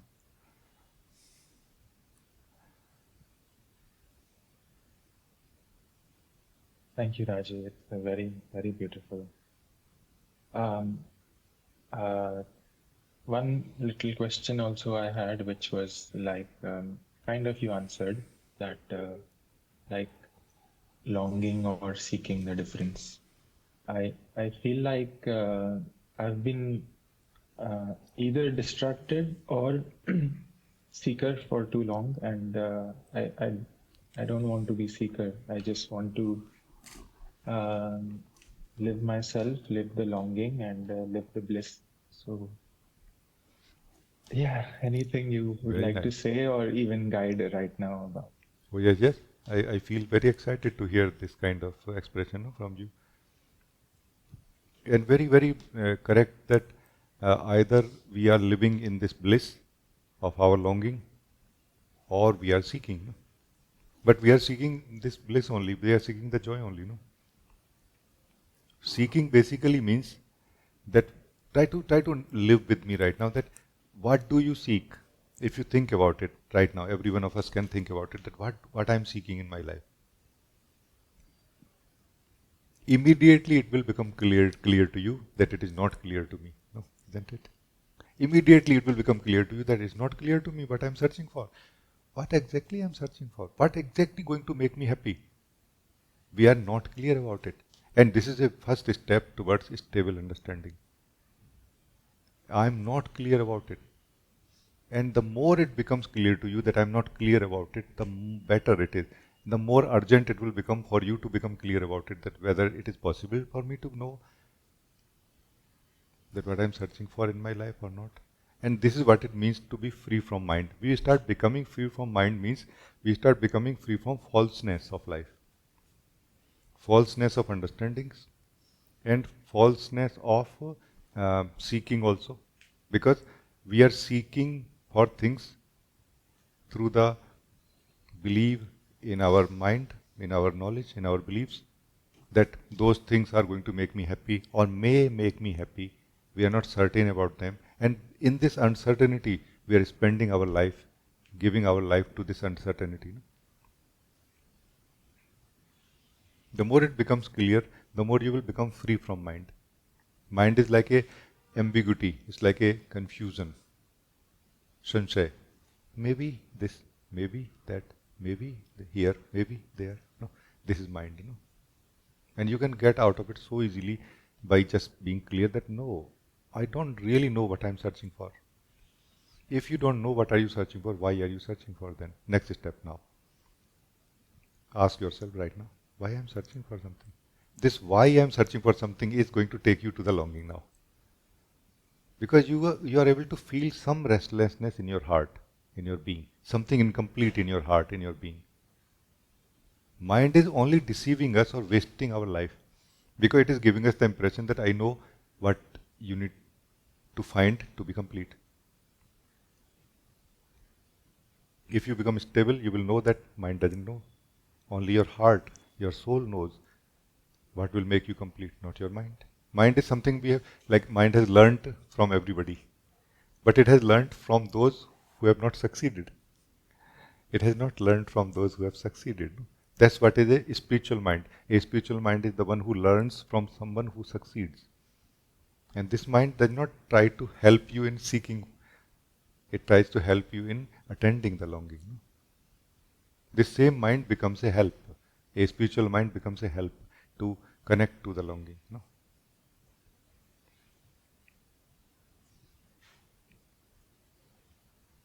So those who are attending the longing from day one, from this moment onward, their life is joyful now and going to be more and more and more joyful only. There is no other option or flavor for them anymore. There will be pain and pleasure and happiness in the body mind, but in the background continuously there will be a joy now. And for us, for others who are not attending it, we have many problems at the same time. We in the background sense that I am wasting my life. I have to attend, it's something urgent, I have to do something about it. And we are not able to get to that. And still we live in that kind of belief that no, maybe this will work this time, maybe that will work that time, maybe, So we have many problems when we are caught up in mind. That's why we are very unhappy, very anxious, very restless also. Like this. So very good, thank you that you brought it up, and it's very good. Thank you, Rajee. I still very sincerely want to say that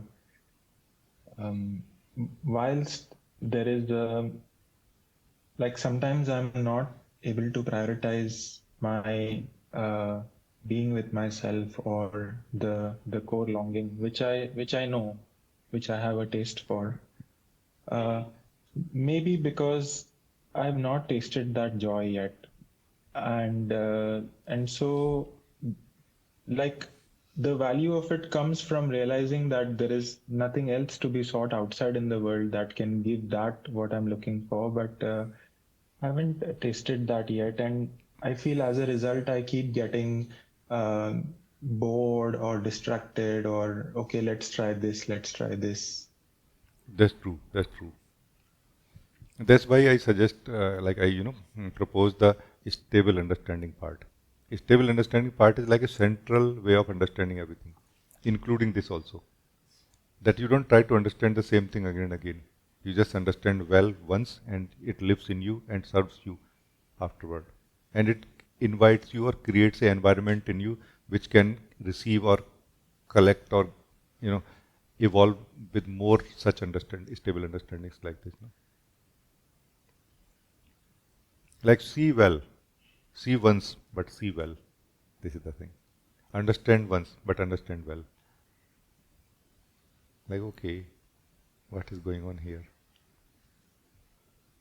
Where I am going every day, what I do every day. No?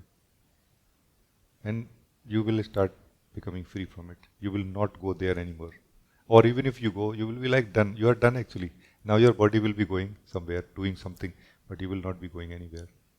This you not going anywhere is the state of being. You have started coming to that state of being already, no? True state of being already. Doesn't matter where your mind goes. What matters is do you go with it or not? And where do you go? No? So this awareness is what I'm calling stable understanding. It's not just awareness, it's understanding, clear understanding actually. Like it serves you when confusion comes. No? Like when habit comes, when the addiction happens, that time it serves you, it helps you. It helps you in not falling into that addiction. No? So stable understanding is very, very important here. Like you don't have taste of joy, but you know what doesn't help you. You know what do you not want now, no? This is stable understanding. That this I for sure not want. Even if I don't have joy, I'm not going to eat this, drink this, no? As if you, the soul, has been eating garbage and from dustbin bags and from mud, and then I'm saying, open your eyes. Then you will say, I'm okay to be hungry, but I will not eat from this. You see what I mean? This is what is being conscious. This is what is stable understanding. No? That I will not eat from this anymore, even if I am hungry. And this hunger is like a divine fasting for the soul to purify, to make itself free from addiction. And at the right time, you are served joy. Always at the right time, you are served joy. You feel, oh my God, this is so amazing.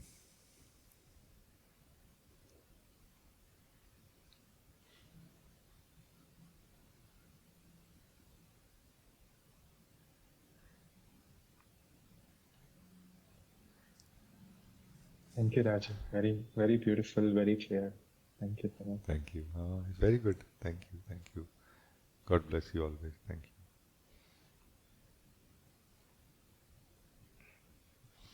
you. Samya, you want to say something? Hi, Rajee. Hello. Um,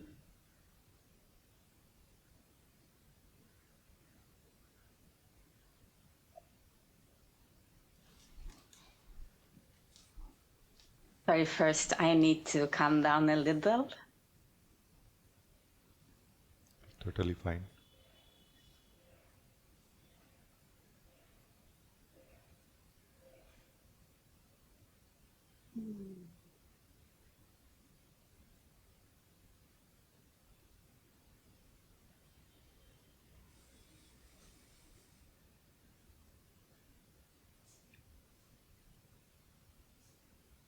Thank you for giving me time for this.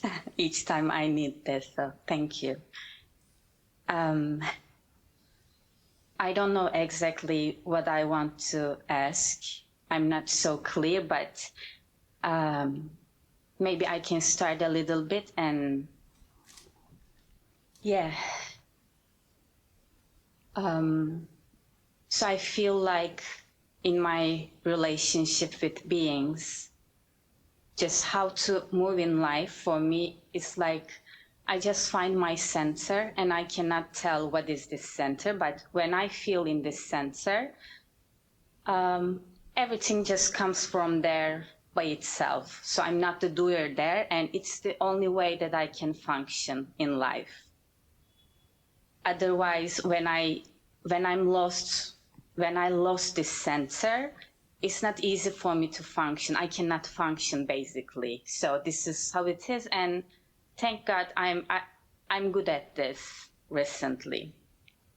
But as I said, when I lose this, nothing works, and I need to find this center. And I feel like it's also same like when people are not coming from their center.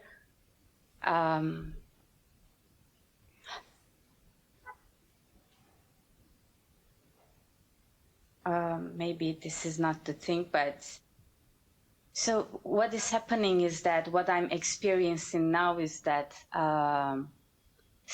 something happens with some beings. It can happen, and somehow some karmic stuff between us, unseen karmic stuff, just pops up, and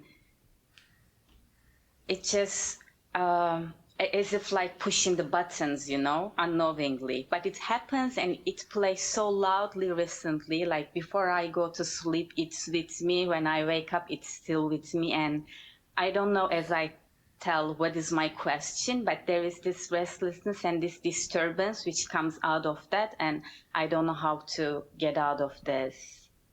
And I don't know what is the blind spot which makes it happen. But what I know is that she was also not coming from this center. And anyway, I just want to hear from you for now. Understand, yeah. We need to understand memory here. There are two memories that plays inside us when we have been living as a person.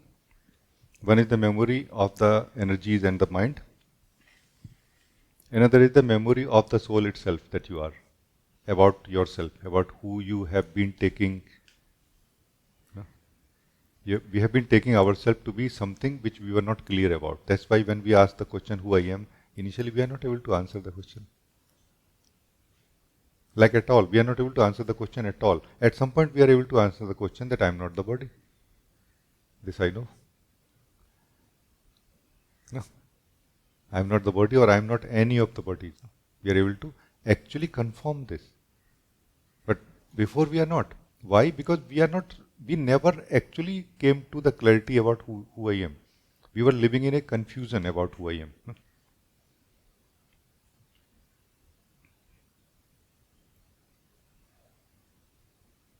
So the memory of confusion about who I am is taken by us as if that's our self-knowledge.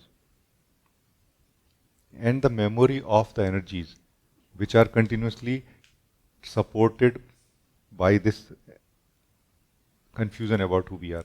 Like, the confusion about who we are had done signature on everything of our body mind, like a memory of ego.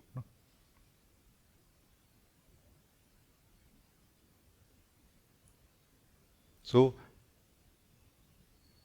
what you are calling center, basically, I would say, is like you have got some internal sense that if I live in this way, that's the way of the being.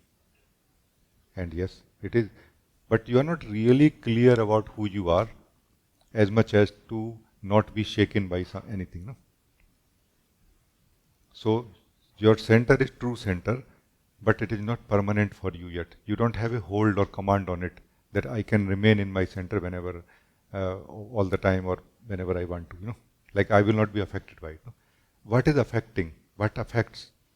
It is the memory of energies which is triggered by other people's memory, corresponding memory in them also. No? Which is not a bad thing, by the way. I'm not saying anything negative about any of it. I'm just stating the facts. So everybody else has memory also in their body mind. And if a corresponding person, comes with a corresponding energy, it will trigger our energies or memory of our energies in a certain way. No? And during that time, because you don't have that center to be more stable in you, for you, you will feel like I'm losing it or I lost it. No? Understanding all these things for many years, I started giving this understanding of supporting activities, Prabhata Shuddhi. What is Prabhat Shuddhi? Prabhat Shuddhi basically is not really removing some garbage. There is no garbage inside. There is just energy. No, removing the memory of person. This is what is Prabhat Shuddhi. But with that also, lot of energy which is absolutely used by the memory of the person only, that also will go out. No? You will feel more lighter. Like the ego state requires lot of dead cells in every way, every course. No? Like the more dead it is, the better for the ego. Because feeling the truth of yourself or feeling the aliveness of life is like a deal breaker. The ego can fall apart immediately. No? If you can feel very alive right now, you cannot live as ego right now, for example. So that setup, that setting of the body mind will require a change now. What I call Prabhat Shuddhi is understanding, and is a set of practices that you will come to, that okay, this is what I do to remove the memory of energies and to remove the memory of mind also of being a person. While if lot of memory of it has been removed, like the more it is removed, the less it will be triggered, first of all. And the more you will live in the center of your being, the less you will be triggerable also. Triggerable in the sense of losing your center. Because you also, the soul also has a memory. Your memory is of not knowing who you are, taken by you as who I am. Has to be replaced by consciously now knowing who I am, by living in the center and becoming self-aware. So self-aware part is what will save you from in the center part of it, like being centered part of it. No? Prabhat Shuddhi is going to help you in removing the memory. No? This is what I feel.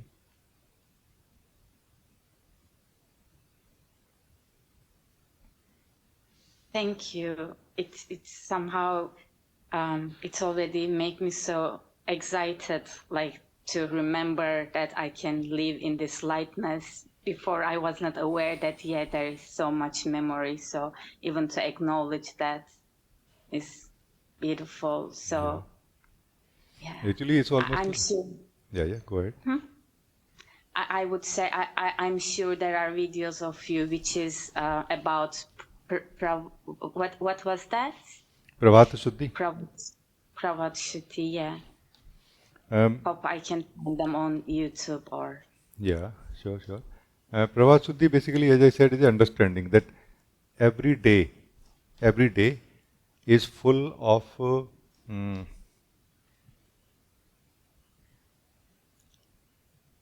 every day is full of movement, activities, interactions, no, with life. And inside ourselves, our energies are so full of confusions and old imprints of ego. If we can remove those imprints sufficiently in the morning, then our day will start becoming more fresh, like a fresh meeting with life, not egoic meeting with life. No? Even if little bit, but that little bit makes a big difference. We will feel more confidence in ourselves in a way that I can be joyful in life. I can be stable in life. I can have this kind of sustainable, stable understandings in life. No? So Pravasuddhi basically is that these same feelings, these same unconscious feelings and egoic imprints can become much bigger a problem when they will meet the other people, let's say, or life. No?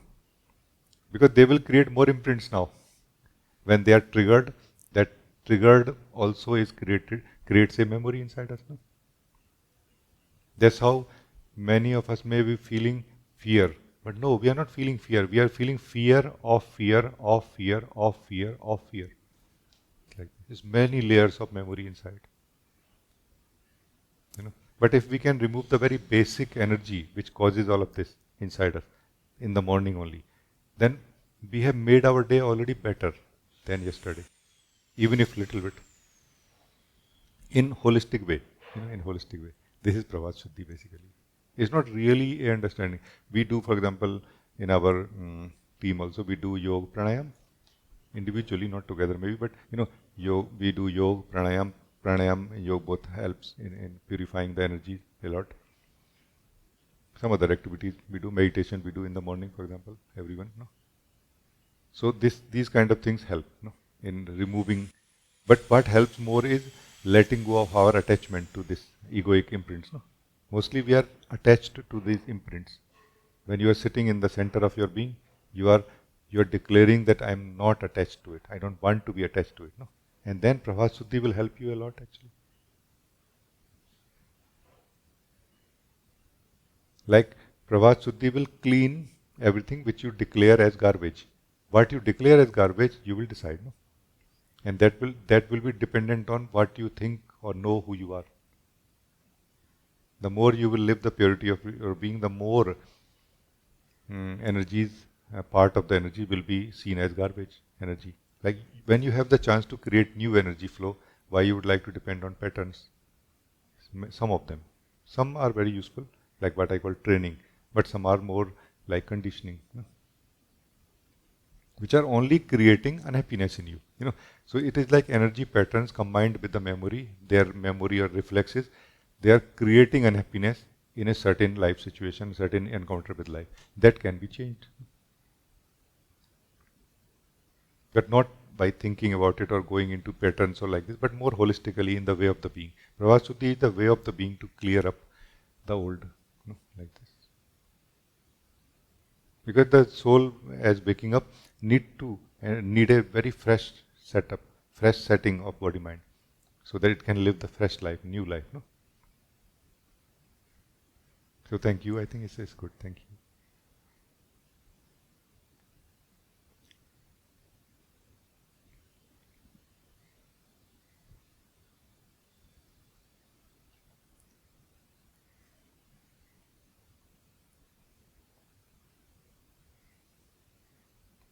So we are almost at the end of this meeting now.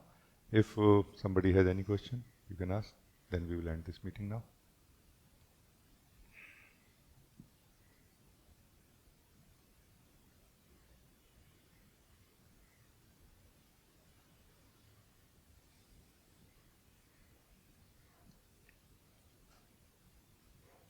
Yeah, Manu.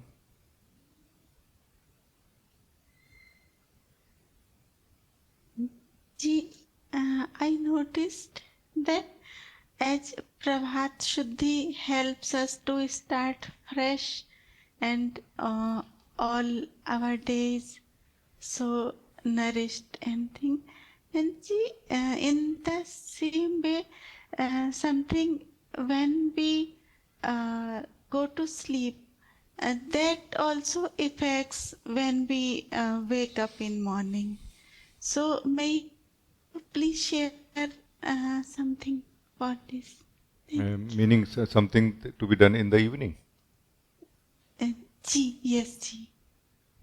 Actually, I never suggest things for the evening because it's a delicate matter. It may affect our sleep, no?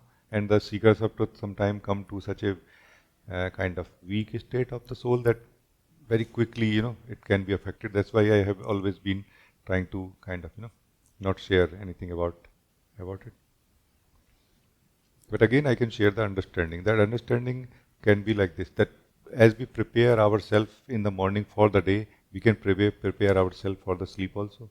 And if we get a better sleep, like a deeper and purer sleep in the soul, we will get nourished much more, rejuvenated much more for the next morning also. No? So, with this view, with this point of view, with this outlook,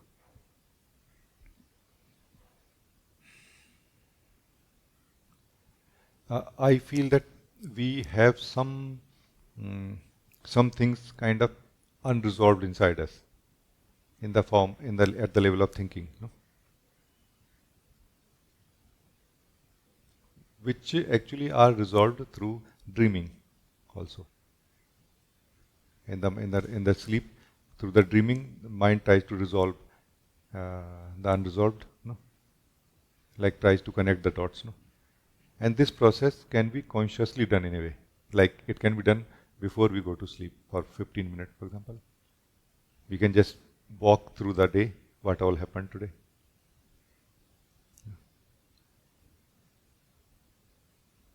For just 5 minutes, for example.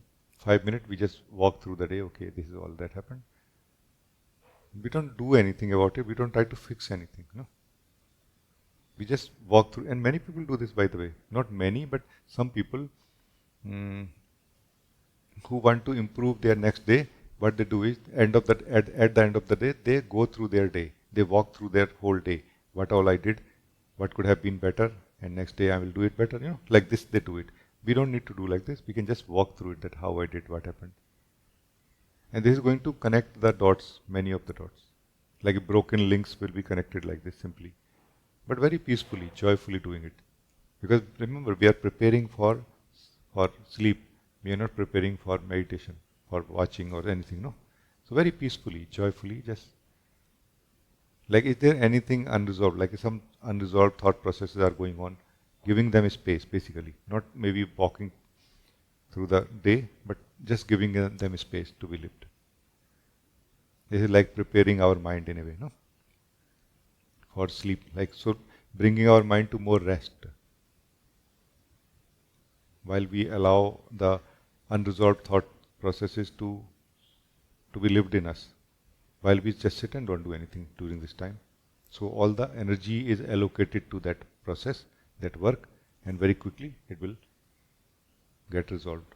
Mind will become more calm, more peaceful.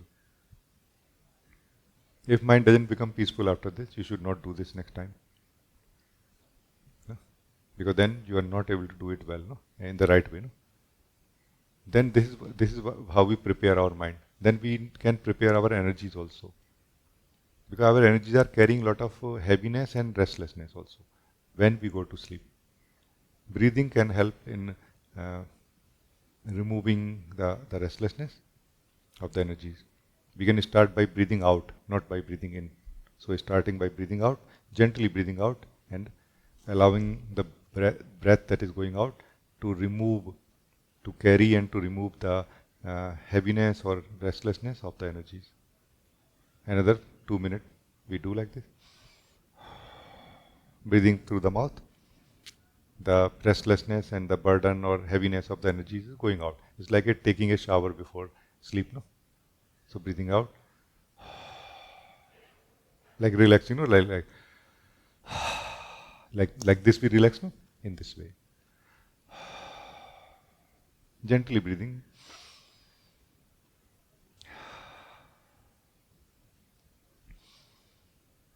Like this we can prepare ourselves to before the sleep also. But as I said, remember the pointer.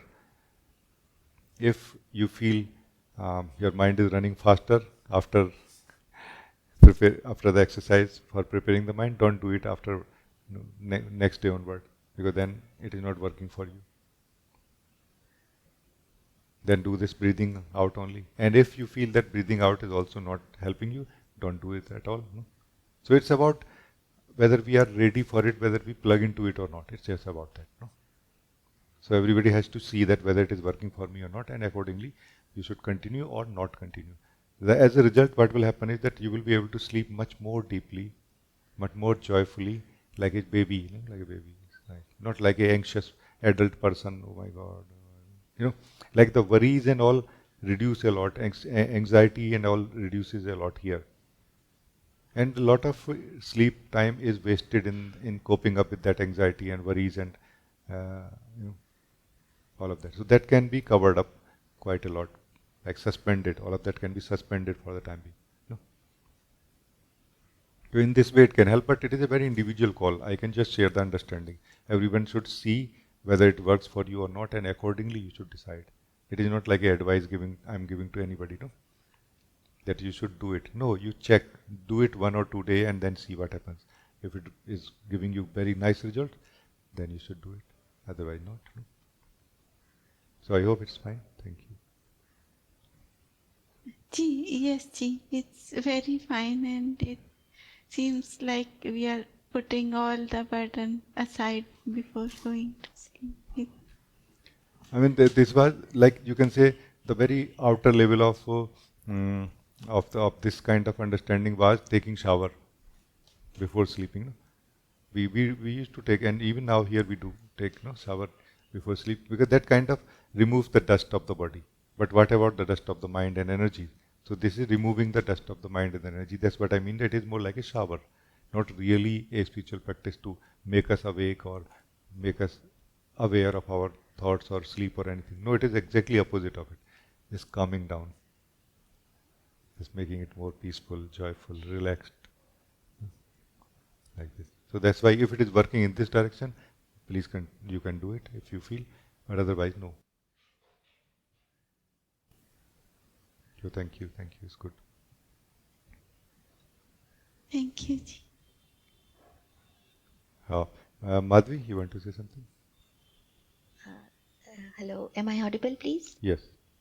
Thank you. My question is a very simple question. Like, I want you to say something on pause and introspect. Like, what was the first thing? Pause, taking a pause, thoda ठहराव. In Hindi we say ठहराव. I always feel that there is always a constant run, that energy is always moving from mind to heart, and for that I want to do this, I want to do that, I want to go out, or I want to do some course, or I want to do this. Like it's always a run. I remember in one of the satsangs you said that who wins a rat race? A rat. So that was that kept hovering in my mind, that unknowingly am I also into some rat race. Maybe in spiritualism also, like I'm just running after one course, another, or maybe I'm listening to one satsang and another satsang, and it's just a run. A run is going on in the name of seeking. So can you just tell me something, or maybe can you just shed something on this ek ठहराव, pause, which helps me to introspect? And I know what a pause is. I know I need to introspect, but that run energy is so much that pause energy is not coming. Yeah, Thanks. it is true. It is true that we are continuously running like this. Try to understand that why do we run if we are not supposed to run, let's say. No, there is no such thing as we are not supposed to run and we are running. It's not really about that. It's about one single thing, that is joy. It's just about one single thing, that is joy. We don't need to monitor our movements or run. We need to monitor our joy. No. If we can monitor our joy, is my joy increasing by every day? Then would you mind keep running? You would not, no? And joy and a kind of freshness and aliveness also, in a way. Like, are we becoming more alive and more fresh? as our days passing, as our age is growing, or we are becoming dull and old and, you know, less joyful and more unhappy or like this. No.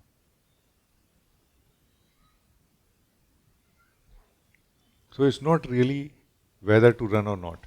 Who is running really? Think about it. Who are you who is running? Who are you who is talking to me right now, for example? Think about it. Because if you don't know who you are, who is talking to me, if you don't know who you are, who is running, how do you know that you will be able to stop running when I will tell you? No. So what I'm trying to tell you is that forcing ourselves to stop running, ठहराव, pause, is not really going to work. What is going to work is something much more concrete. Like why you want to pause? Why you want to introspect? Why? Because you have less joy and you want more joy maybe? Like there has to be something lacking in you, no? That asks you this, makes you ask this question, isn't it? So what is that? Can you tell me?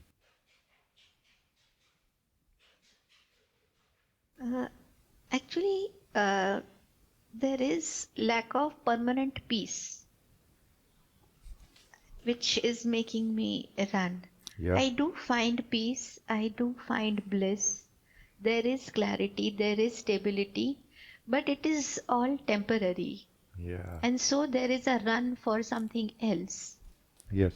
So here I want to show you one thing which is very existential, like an existential design, that when you are succeeding nicely in enjoying life, living, running, clarity and everything is happening, no? Somehow as if like you are the soul actually. You have tasted this flavor enough. Now you want something deeper than this. No? What you are calling stable clarity or permanent stable joy or permanent joy, peace, is basically your need coming from your satisfaction and contentment in a way. Like you have saturated this old model of running now. And you are thinking that is there any other way? Shall I stop? But what is the guarantee that if you stop then that will give you what you are searching for? No? Because there is no guarantee of it really. What I am trying to say is that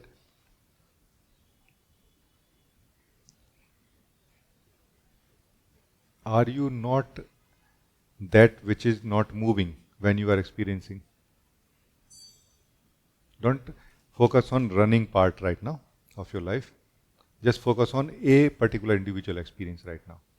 And basically every other experience is just a spiritual, a experience, isn't it? So you will be having many experiences and it will look like running from one to another, and yes, it is true.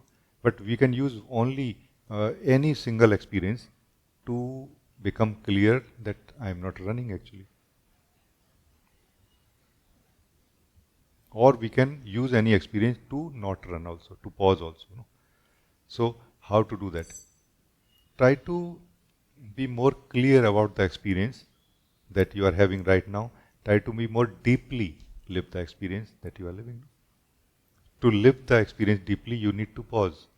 Pause means stop running towards with the thoughts which are running towards other experiences which happened or going to happen. This is the way of conscious experiencing or experiencing more in the present. No?